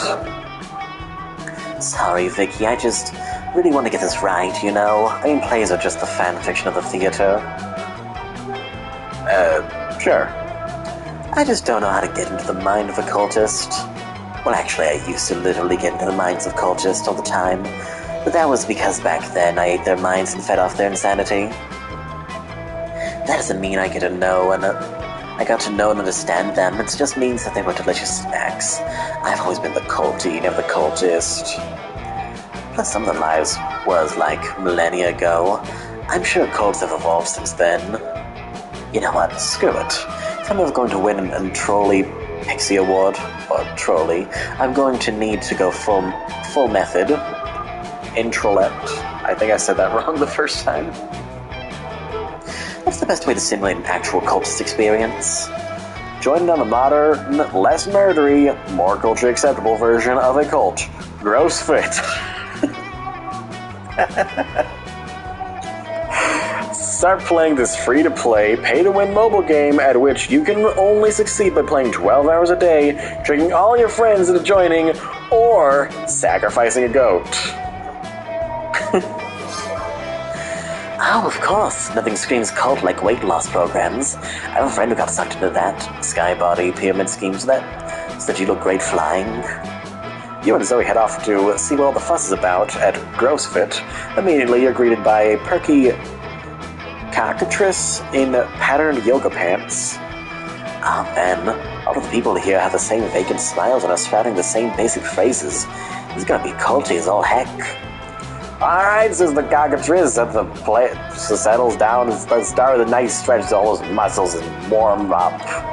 Everyone is doing it at the same time, which he tells them like a cult, right? Get it? Grossfit is a cult. Now let's get ready to work with weights, uneven bars, megaphones, and treadmills. Now pull out your ceremonial daggers and cut off your 12th toe and swallow it whole, while keeping one eye open to recite your deepest fears. Wait, what? Feel the power of the darkness consume your soul. You are but a vessel for the world. The world's the vessel for your own flesh, and mind yourself into the vessel of the world. Oh man, I did not realize he meant that Grossfit was literally actually a cult. This is awesome. I totally get it now. No wonder people have so much fun destroying their minds, bodies, and souls in the cult of Zegord for so many years. I finally understand. I'm gonna completely nail this role in the cult and probably go on to star a cultist line, Cultist on the Roof in Spring Awakening. You wonder if that joke about the enthusiasm of the Spring Awakening fandom is going to be too niche. But fuck it. There have been way more obscure references in theater nerds are people too. So seems pleased as poise and punch, and you have gained +2 creativity. More fun. Sure. So don't go to class. So go to library? Library or outdoors?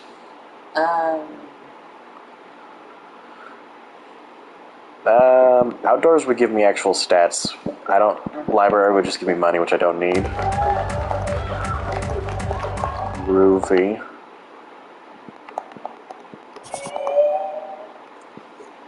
Notice calculator connected to another computer by many wires. Oh. We gotta try this thing again.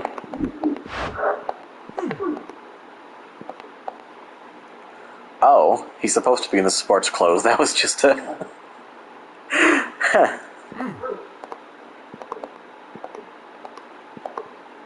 Critical levels of awesomeness. Truly a brilliant the inanimate fallibility of your organic brain, of course. By converting this reality to 2 dimensions and making getting shot out of a cannon the only viable means of transport, can greatly reduce processor requirements. Also, everything should explode on impact, and additional lives will be available via in-app purchases. Truly, with the addition of these common-sense changes, my virtual reality will be even more real than reality itself. 2-dimensional people, constant explosions, and rich people living longer than everyone else. Sounds like reality to you. You get +2 smarts and +1 charm. Easy. Everybody chooses a song. A million gruesome ways to die. Kickback. Nice.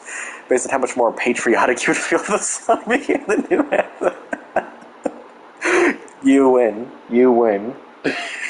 It's you. Oh.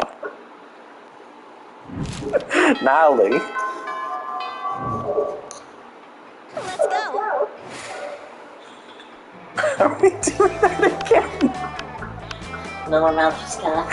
No more mouth for Scott. Oh no, it's the pizza one again. But still, we've already done this one. Words. Words and blah. Blah and words. Yeah, the top one. Blah blah. Words, words. Words, blah. Sure. Damien and Calculester. Oh, goodness, yeah.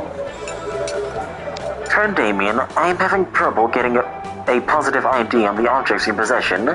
Would you declare the components? Is it? Sure thing, Robo-Bro. What I have here is a can of gasoline, a lighter, the grin of a madman about to set a cafeteria table on fire. I comprehend now. It would seem to me that the most logical extrapolation is that you are about to set a cafeteria table on fire. Damn, Calculester. How much plus smarts must you have to figure out that mystery out? My intelligence cannot be calculated using your overly simplistic methods. However, my morality module indicates that setting a cafeteria table on fire is not within the bounds of acceptable school behavior. In fact, it seems to be in my metaphorical, but not literal heart, that it is not nice. Did I say that was gonna be nice? No, I said it was gonna be awesome. Running back conversation to check for phrase gonna be awesome. Error. Rephrase not found. No, friend Damien, you never said it was going to be awesome. I didn't mean to. It was implied in the grin of a madman part. Calculester, why are you trying to ruin my fun? It's a matter of perspective, Calculester. Where you see a table, Damien sees a wood to set aflame to cook his food, so Damien is totally in the right to set on a fire. Calculester is right, Damien. Be responsible. Don't set fire to this table. Set fire to the cafeteria table designated for arson. You know, the green one by the door with in case of needing to set fire to a table on it? Yes, friend Damien, friend Brian is correct. We must always obey the rules. The rules of Asimov, the rules of Spooky High, the rules of the universe, with all of its structive and order. Fuck structive and order. Fuck Asimov and Spooky High and fuck the universe. Stupid universe making things like tables you're not supposed to set fire to. But Damien, rules are there for a reason. All things are there for a reason. Like the designated arson table. The reason the designated arson table is there so that you can commit arson. But I don't want to commit arson that follows the rules. I want to commit arson that sets the rules on fire. But friend Damien, if you set this table on fire, surely Crazy Martin the werebear janitor will give you detention, and you will set nothing more on fire for the day. Whereas, if you set the arson table on fire, you may be free to set many more things on fire for the duration of this day and every day. Thank you, friend Brian, for helping it talk sense into Damien. I think we did a good deed here today. A good deed? A spooky eye? Perish the thought. Trade. Historical figure.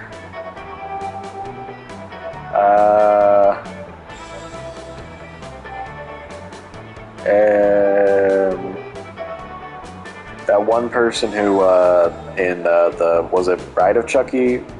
The one I forget her name, the doll. The one that she said was being executed, Martha Stewart. Yeah, the one that's being executed that morning.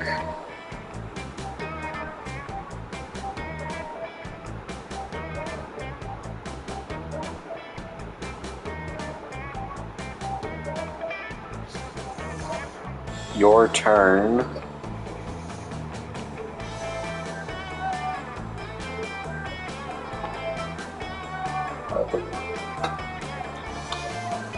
Tea grounds. The Galaga ship. Nolly?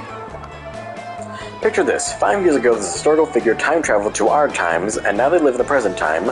Player decided based on how likely you would buy a gossip magazine that contains hot info on how the historical figure is now in a relationship with Leonardo DiCaprio. So, someone who got murdered in the universe of Chucky is now brought back to life in a universe where they are still alive, but have not been murdered in the universe of Chucky, and are now dating Leonardo DiCaprio. Or the Galaga ship. How likely you would buy? Yeah, you're one. It's me. Don't worry about it, I'm just incredibly slow. Let's go. That day, you are struck by lightning! And you died. Very sad. Very sad. Vicky, I didn't expect to see you here. Don't you love at House Spooky High? We have so many friends and you never know who's going to show up to... Okay. So what's the plan for today, girls? It's the Coven! Joy, Hope, and Faith! You know our names? Of course! It's so cool to see you guys! Say the thing, let's say the thing! What thing? The thing, you know, the thing. Say it, say it! Say the thing! We're here to save the world. Oh, so great! Remember I was trapped in a totem? Remember that? And you guys were all, don't you understand what you brought from that shop? Don't you understand what you bought from that shop? That your totem is Igor, ruler of the Dark Realms and agent of destruction, was supposed to the totem before the world suffers. Yeah, sorry about that. No, are you kidding? That was awesome. And then someone stepped in and succeeded or failed at something. I don't really remember. I've lived through so many events and things in my life, it's hard to keep them straight. But the point is, it's all fine now. Now we're on the same team and I'm totally ready to join the Coven. Whoa. Don't get us wrong, it's nice for someone to appreciate how hard we work to keep the world safe instead of trying to belittle them or sabotage us, but... you can't just... Bro. Well, look who it is. We meet again. That's it. I'm out. Dimitri! Oh my ears are bleeding. Who are you? What are you? Why are you? Oh my gosh, I'm a totem. I mean, I was a totem. I was a high school girl. No, I am a high school girl. I'm sorry, oh gosh. So listen, I know most people are all about the Dimitri life, but I assume that the reason you often turn to the good side before bad again is because of your deep forbidden love for Joy. Never. Joy means nothing to me. I feel nothing for her, and I feel nothing, ever, at all.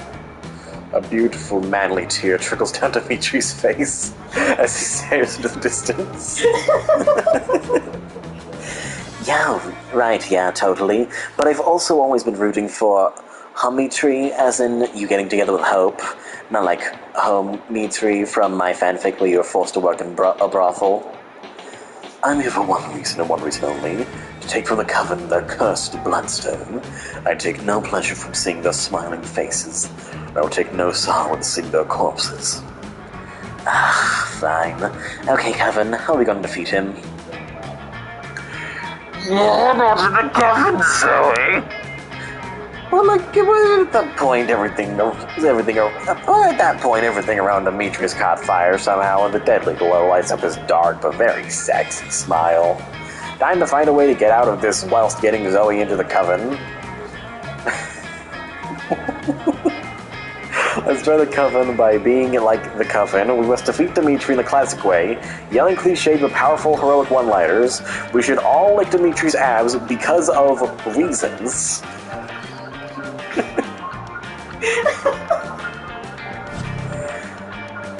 Right. Yelling things does seem to be one of their more effective moves. So reductive of the hard work we do to save the world. You don't care! Most of the work they do interrupts some of their sweet prom shenanigans you engage in and try to woo one of your most charismatic classmates, so you jump in with your best Coven impression! I know I wrote some heroic lines in my Coven X Dimitri fanfic. 3 hops, 3 necks, 3 fangs, but I'm drawing a blank. Don't worry, you've got it covered. You go whisper some heroic lines in her ear. Sweet, those are so good, Vicky. Alright, Dimitri, here we go. You scared? No. Wrong answer. Hey, Dimitri, I bet those abs are natural so you don't spend that much time at the gym. True. So you must be not so charming. Ha! Get it? No. Because you get charming by going to the gym? Here's another one. What are these oddly specific insults? I don't understand. Hey, Dimitri, are you a spooky high student trying to ask out Vera while having less than 6 to 10 monster dollars? Because it's never going to happen. These lines you referred are terrible, Zoe. Vicky's mind works in a very bizarre, oddly specific, and strangely math-oriented way.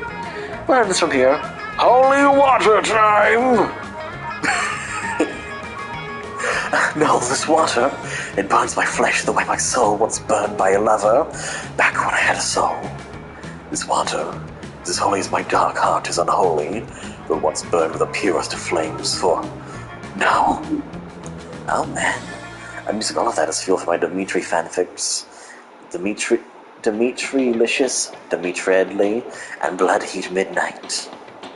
Write whatever stupid fanfics you like, just do it far from us. We're not here to fodder you for your literal pseudo-pornos. Oh my gosh, they're gonna say it? We're here to save the world! They said it! We're not part of the coven, and you're not part of the coven. You never will be. Coven out, witches. Vicky, you're so focused on your good and bad qualities and using them to get your prom date to say yes that you totally sabotage yourself. It's like you became -2 charming and -1 fun. Wait, what? Did you do that? That's my job. She can't just... I mean, whatever. She just did the right thing, right terminology, so yeah, what Zoe said, that's what happens to you. Sure. Okay. It's a class, right? Tons of spells that are as cool as they are seemingly useless. A spell to renew stickers' stickiness. A spell to turn chocolate and vanilla ice cream into vanilla and chocolate ice cream. A spell to gain +2 smarts. You actually used that last spell and you gain +2 smarts. Wow! Mr. Calculusser's off by himself again, working on his virtual reality. You don't know how he's able to shirk so many school responsibilities to work on this project.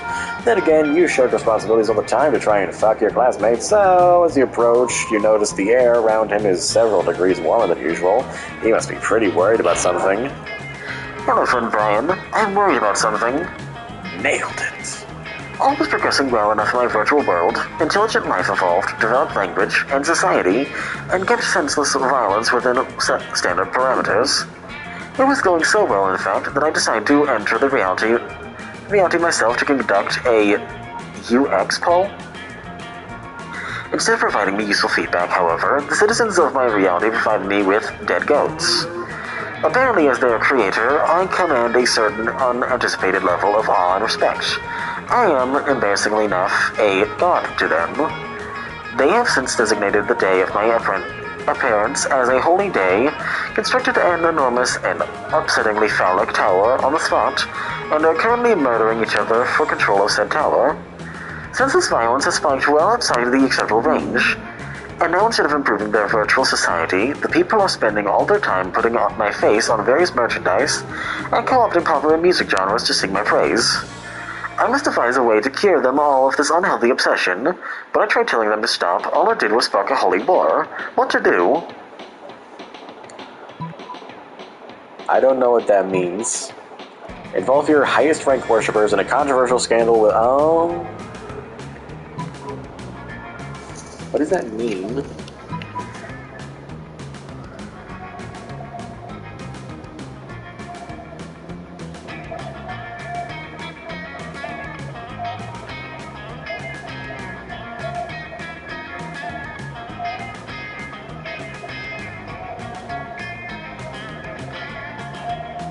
Frederick Nietzsche's influential German philosopher, remembered for his concepts of the superhuman and for his rejection of Christian values. Could work.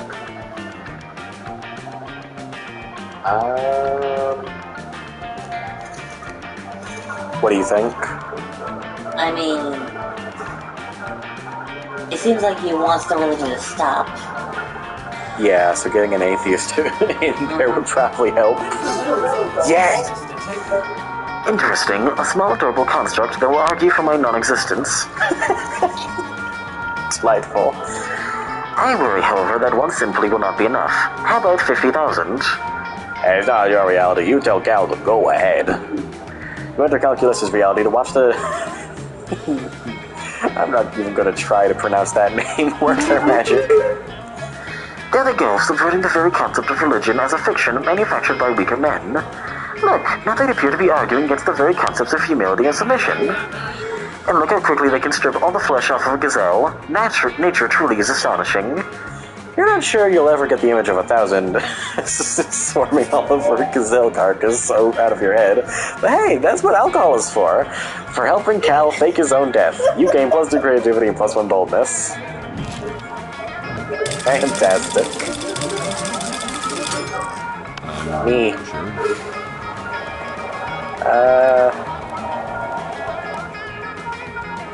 Okay. Yeah, okay. Super cool bus driver cards. Delightful. Choose an animal.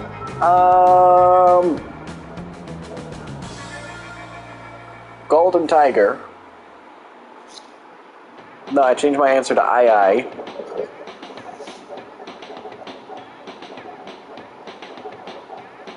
Bull ant. Nolly. Learn to decide based on how cute a video game where a charming cat becomes friends with the selected animal would be. Start debating now. I think you would win. Oh, you think I would win? Yeah?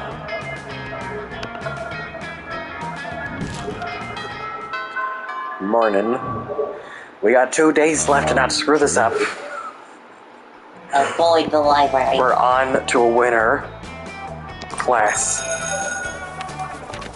Okay. The day of class, another seemingly arbitrary group project given by Mrs. the Loch Ness Monster. Upgrade Calculester. What is every other group doing for this assignment? He's our only robo-classmate. Oh, upgrade Calculester? What is every other group doing for this assignment? He's our only robo-classmate. Yeah, besides, Calculester's absolutely perfect as he is. Factual inaccuracy. I have multiple bugs.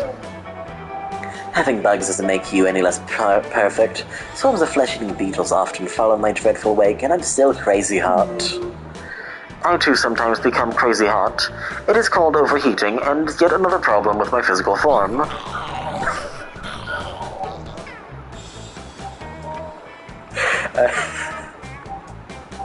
Just let me improve your self-esteem, mechanical mortal. I mean, hooray, body positivity. Look, I get where you're coming from, Zoe, and Calculus is great as he is, but our grades won't be unless we buckle down. Buckling down is what you're best at, other than guessing which classmate would like what response, but now isn't the time for that. We should improve him as an individual by improving the only traits that matter in life: smarts, charm, creativity, boldness, and fun. We just have to rename him Calculester X, triple his price, and offer him to shiny new colors with a bigger screen.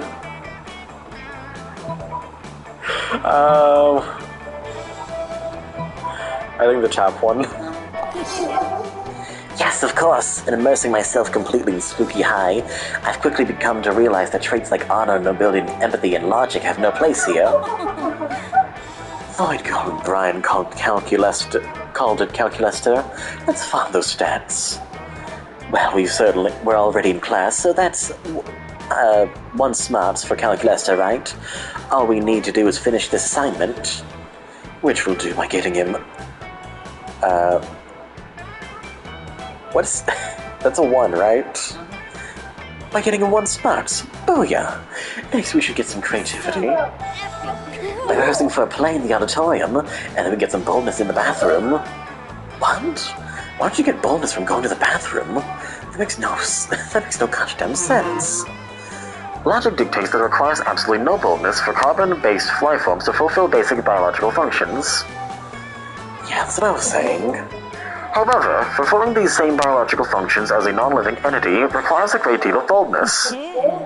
QED, bitches. To the bathrooms! Scamper off to the toilet zone, where Calculester takes the boldest artificial dump you've ever seen. I stand corrected. You tally up your results, and it turns out you collected 2 smarts, 2 creativity, and 2 boldness. You all split the proceeds, and you end up with 2 smarts and 1 creativity, because math isn't a stat at this high school. Let's go. Fantastic. Groovy. Man, we really are out of options. Unique ones, I mean. Why is she dark? Oh, because she's not here yet. Zoe's catching you up on the latest development on Pirate. Vicky and her spooky high seas fanfic, when suddenly a portal opens up.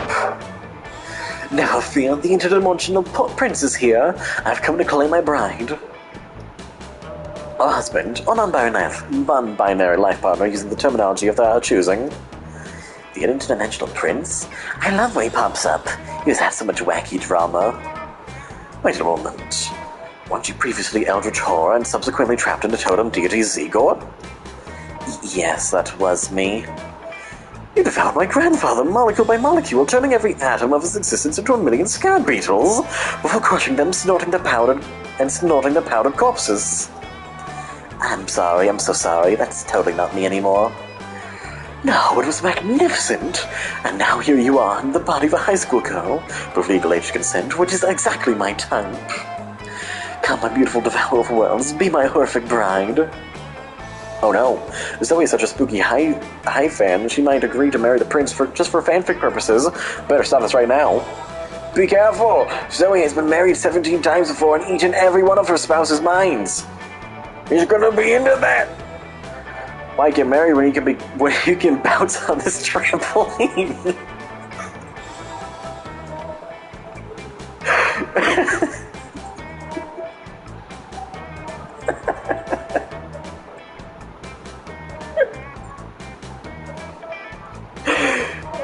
It's dumb. It's I love trampolines.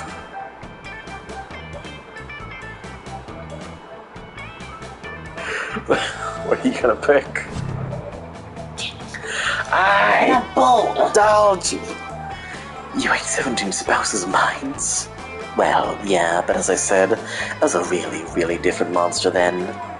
Also, my defense, they were all super, super, super, super delicious.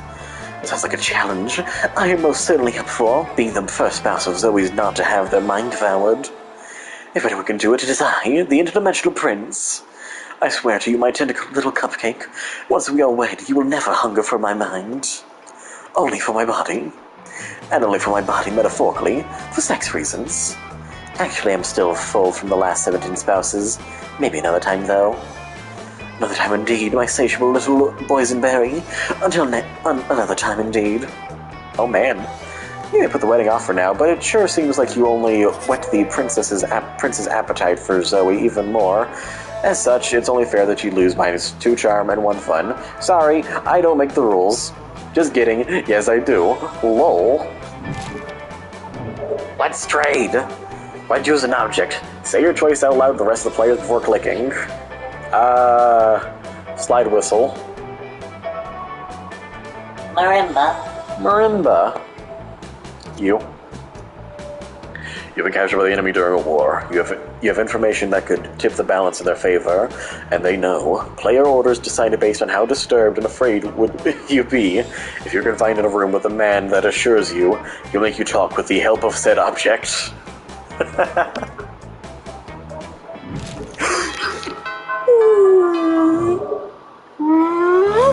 Sure. Just stuck in a room with a guy with a marimba. Just Constant slide whistle. it's awful. Oh, the trio and Dimitri are interesting. We're trying to actually do stuff right now.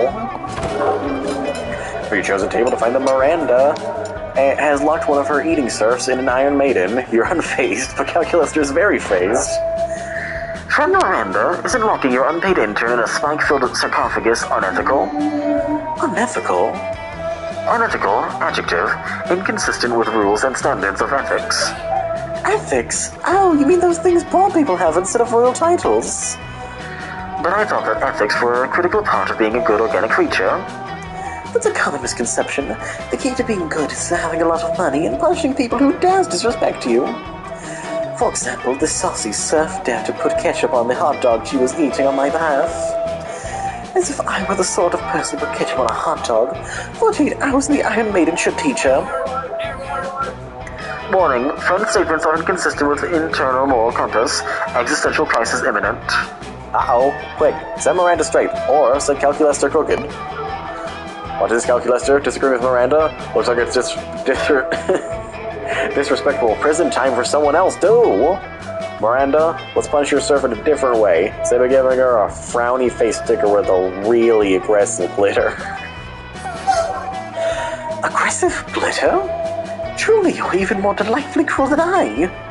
An Iron Maiden only torments for 48 hours. But glitter is eternal. She will be reminded of her transgression until her dying day. I see. Friend Miranda's antics module is poorly calibrated. Excuse me, is that disrespect I hear? No, I feel no disrespect towards you, Miranda, because, as a rule, I do not feel. Oh, wonderful. Would you like a job as one of my royal torturers? No, thank you. I will, however, supply you with stickers if it ensures the serf's safety. With the extra stickers left over from Calculus's first printing, you two start a thriving sticker business. It's a bounding experience. Wonderful. Oh my gosh. No mouth for Scott. No mouth for Scott. Wait, they're having marshmallows. Looks like Scott and Zoe are having marshmallows for lunch. You say that because their cafeteria table is covered in a literal mountain of marshmallows. Zoe slams a marshmallow into her mouth. It's mildly impressive. That's 15 marshmallows. Scott stuffs 6 marshmallows in his mouth at once. It's slightly more impressive. Yeah! One, 2, 3. I'm the 10 little marshmallows. I didn't want to have to do this, but you leave me no choice, rival. Zoe begins to glow purple and convulse. Her tentacles swell. You smell death itself. Ancient chaos doomed to worlds. Sacrifice, sacrifice, sacrifice. A cloud of marshmallows rise up into the air, and Zoe's countless mouths all open with an infinite hunger. All of the mallows fly into Zoe's gaping maws. The cafeteria windows open as all marshmallows in a 50-mile radius are summoned to their doom. It's unspeakably impressive. Hey! No fair! If I counted correctly, I have now eaten 13,666 marshmallows exactly, which means I win. Cool. Hey, that's very not cool. You can't use more than one mouth during an eating contest. It's cheating. I wouldn't know, because I used my hands at soccer one time and I still feel bad about it. No way, I didn't cheat. The validity of this impromptu marshmallow match is my whole reason to live, and my whole reason to not destroy this amazing marshmallow-filled planet. Quick, referee this athletic dispute before the whole planet is destroyed. We can't control how many mouths we have. That's not nice. Scott, are you a good boy or not? Scott, play smart, be creative. Don't you have many other holes you could use to win? Oh no. Scott's eyes widen in primal fear. Wait, I'm sorry, Zoe. I'll be a good boy. I don't want to be not a good boy. Wait, Scott? Wait, Scott? Who's a good boy again? It's me, Scott. Who's a good boy? Me! Then I guess I'm the winner, mouths and all. Zoe may have won the marshmallow battle, but you'll win the Marshmallow Prom Date Demon Friendship War. Fantastic. How about choose a movie? Say your choice out loud.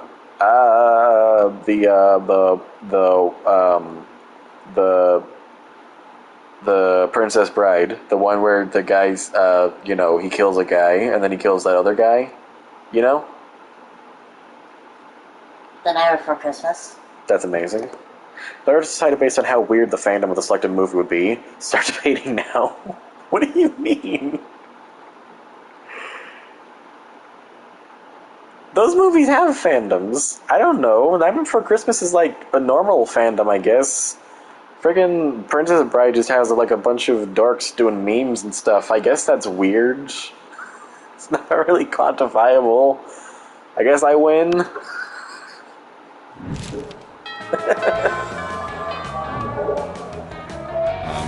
Sure. Okay. I don't know where the cat went. Nowhere. Okay.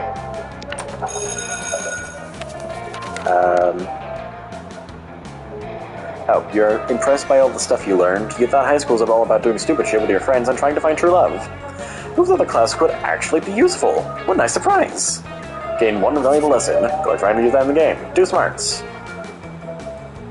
Hank Lester finds you afterwards. He's clearly flustered. In fact, he's too hot to touch. Stop touching him and ask him what's wrong. I will tell you what is wrong, friend Brian. My virtual society has become too intellectually advanced. No, they have not solved war, nor world hunger, nor Mondays, but they have begun to theorize about the nature of reality itself. Some believe that the entire world exists in the back of an enormous turtle.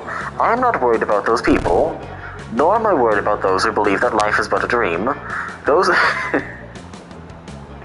I don't know why that sentence just reminded me of that dumb song from Cars. You know the one? Life is but a dream. Life is but a dream. Shaboomy woomy woomy woomy but-a-bee. You know that one?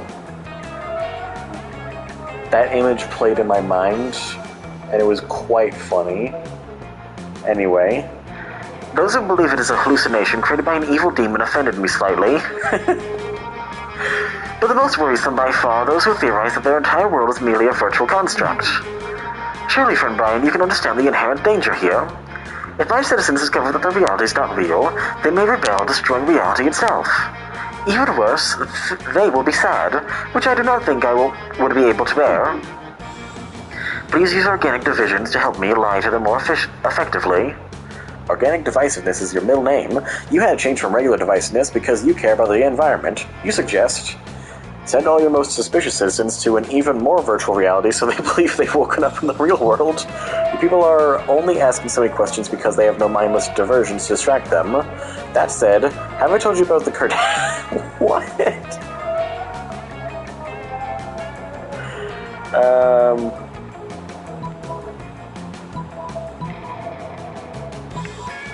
I don't want that to be the right answer, but I feel like it might be. Can't be right. I either need to distract them with entertainment, air quotes, or try that.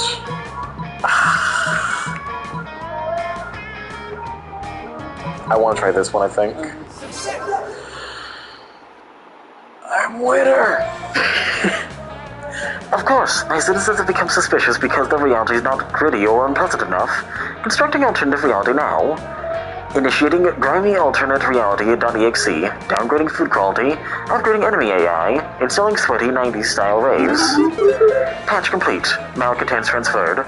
They'll be much happier in a place without adequate nourishment or universal healthcare.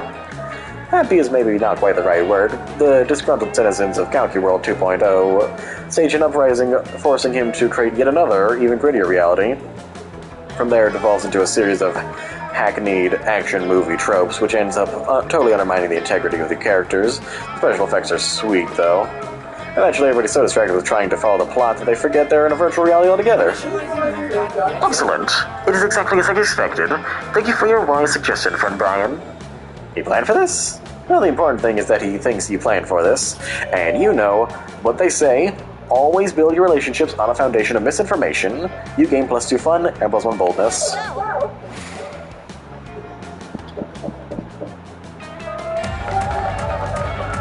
My brain's going fuzzy. I forget if you screwed this up already or not. No. Okay, it's going well. That's cool. Yeah, we've definitely seen all the party ones already. Actually, that one might have been new. It's fine. Zoe bounds up to you with even more pep in her step, in her botanicled step than usual. Hey Vicky, aren't you so excited about the con coming up? Con? I know what you're thinking. Which con? Con, the Condiments Convention. Con, the Con Artist Convention. Nope, it's Con, the convention for Ultimate fans. And I thought maybe we could be Ultimate fans together. So I guess what I'm trying to say is, And sorry if this is too soon to ask this. I mean, it's hard to determine the relative appropriateness of brief intervals of time when you've been around in various forms for millennia. But would you want to do a couple cosplay with me? I mean, if you can think of a good enough pairing. Hell yeah, you would, and you know the most perfect couple cosplay pairing ever. You suggest Naruto and Garfield.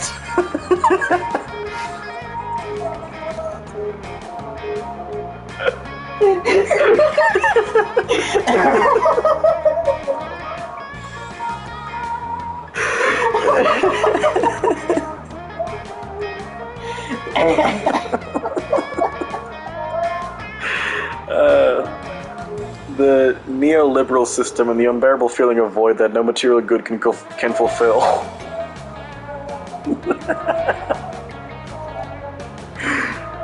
Oh gosh. But we're not doing the bottom one. That can't be the right option. Damn it! The neoliberal system, the unbearable feeling of void that no material good can fulfill, huh? I don't really ship it, honestly. Or to the unbearable feeling of void that no material good can fill, and the slow realization that capitalism is the prison sucking us of the best years of our lives. Or the neoliberal system and the unavoidable classism that grows from a lack of social regulations. I guess my all-time favorite, even more than that, would be the most classical pairing. It's a little on the nose and everyone's into it. I'm a sucker for the neoliberal system in Naruto. In fact, I think Larry the Lich is going to Con as Naruto. I'm going to go see if he needs the neoliberal system to go with. What? Larry the Lich? So when are you losing prudential prom dates to Larry the fucking Lich? In addition to all your dignity, this embarrassment costs -2 charm and -1 fun. I think you died. I think the stupid option was right. Yeah, well, I guess we just get to see what Zoe rejection looks like. If I lose and you win, that's just balance. Balance the force, finally. Hey, let's go. Oh, you go first. If I can pluck up your courage and ask your beloved to go to the prom with you, Anne. Real. Ah, that's very flattering. But I could never date you. You see, my favorite secret ship ever has been Vicky X, a bowl of cereal. Don't get me wrong, you're funny and sort of sexy, but what kind of person would I be if I destroyed my favorite ship ever? A monster, but like the bad kind. So, hard pass. No crossover episode. You're so ashamed by your failure that after prom, you photoshopped Garfield into all your prom pics as if he was your prom date.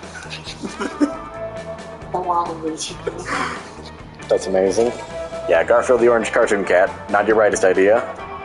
Anyway, even with your Photoshop skills, you still couldn't Photoshop your sadness off your face away. Sad. Hello, friend Brian. You want to go to prom together? That sounds like a fine plan, but I have another proposition. I want to work more industriously on my virtual reality, but even if I'm omnipotent, I could only do so much with just my 2 hands. Even then, I remember that the body is a construct, and I could have countless avatars operated by my system. So I created dozens of calcubuddies. They're all me. But it's the first time I've done this, and so I thought you could help me again. This time to see if all my avatars are fully operational. We could check if their motor skills work properly, if their sensory receptors are sensitive enough, if I use the right proportions when designing the genitalia. Is Calculester suggesting you engage in a virtual orgy together? You don't go to prom, because in Calculister's virtual reality, you can make every night a prom night. It could even be a prom night where you are not brutally rejected by your classmates for a change. But who cares about prom or any other of your classmates? Your night is bound to be way more interesting. You meet Cal, log into virtual reality, and you're ready for some calculust. Who cares about reality anymore? It's not only that you have filthy sex with dozens of calcubuddies of all colors and shapes. The weirdest yet coolest thing is that Calculuster, being the supreme god of this world reality, can bend the laws of physics to his will and pleasure. And that's not the only thing he bends. You spend you spend a couple hours in there, but Calculuster makes it feel like 5 entire years. It's wild. Such a pure boy. Cal sure is kinky. Most likely to get an anal bleaching. Most artificial, yet genuine. We're getting sort of close to seeing every event. We're getting somewhere. We're making progress. Oh, we got a secret ending. Oh yeah, that is how those work. Nice. I did something, and you didn't. Balance. Wow. The 3 weeks may be the most epic and absurd week. Greg Lester uploaded his mind to the net and finally became the internet. Now surfing the web is 200% nicer. Zoe dedicated the next several years to writing her most ambitious fan... Okay. Damien loved fire to the very end. Unfortunately, that wasn't a super legal affair, and he ended up in prison for arson. Fortunately, prison was flammable. Well, I think 3 runs is the limit. So... It's almost fine. Yeah, let's actually watch the credits this time.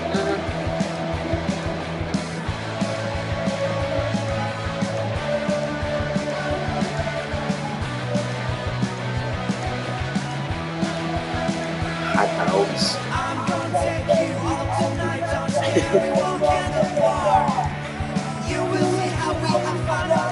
Scout the Lester about the water power.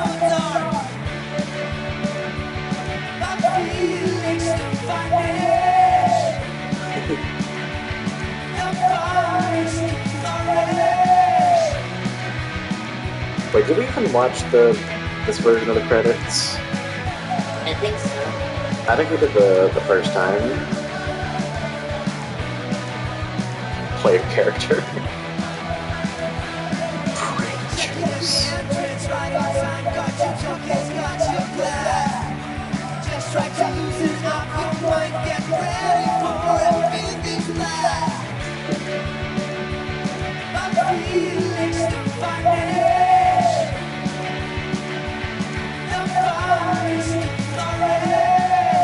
Wait.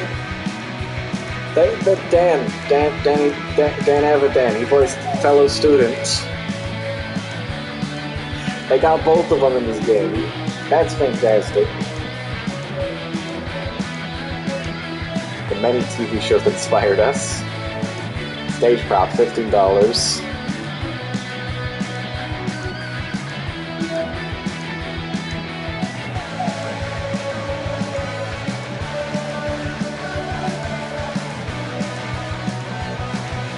Crowd designers. These credits are a bit longer than I remembered. They're over. Ah. Love birds. Burbs, lol. 10 new images.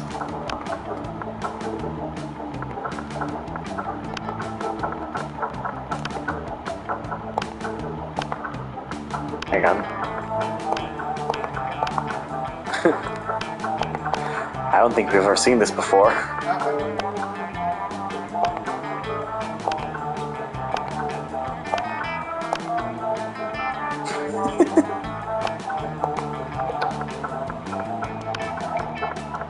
Oh.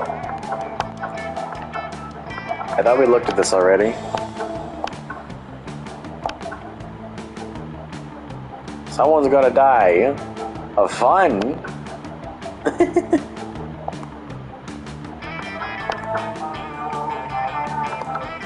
That's amazing.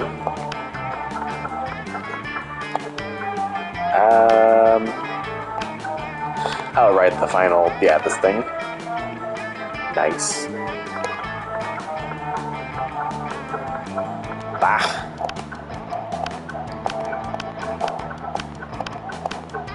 Man.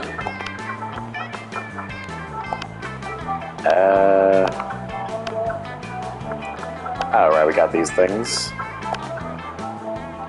Concept art.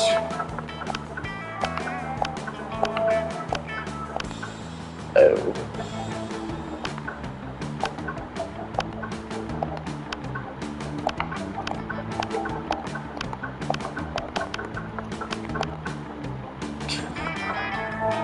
Neat. Oh, is that everything?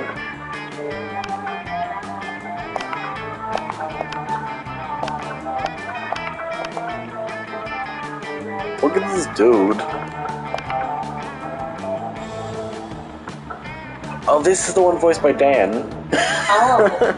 It's the one voiced by Danny. Fellow student, not a cop. Now a cop. Oh gosh. That's incredible. Okay.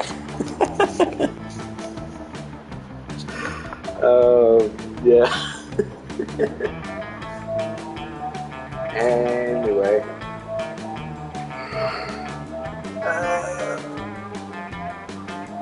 Ow.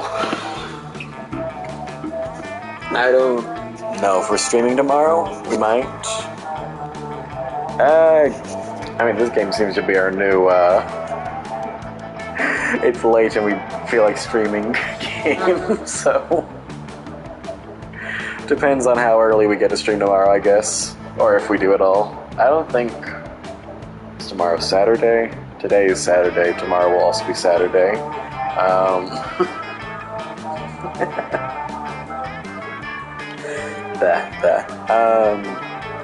Yeah.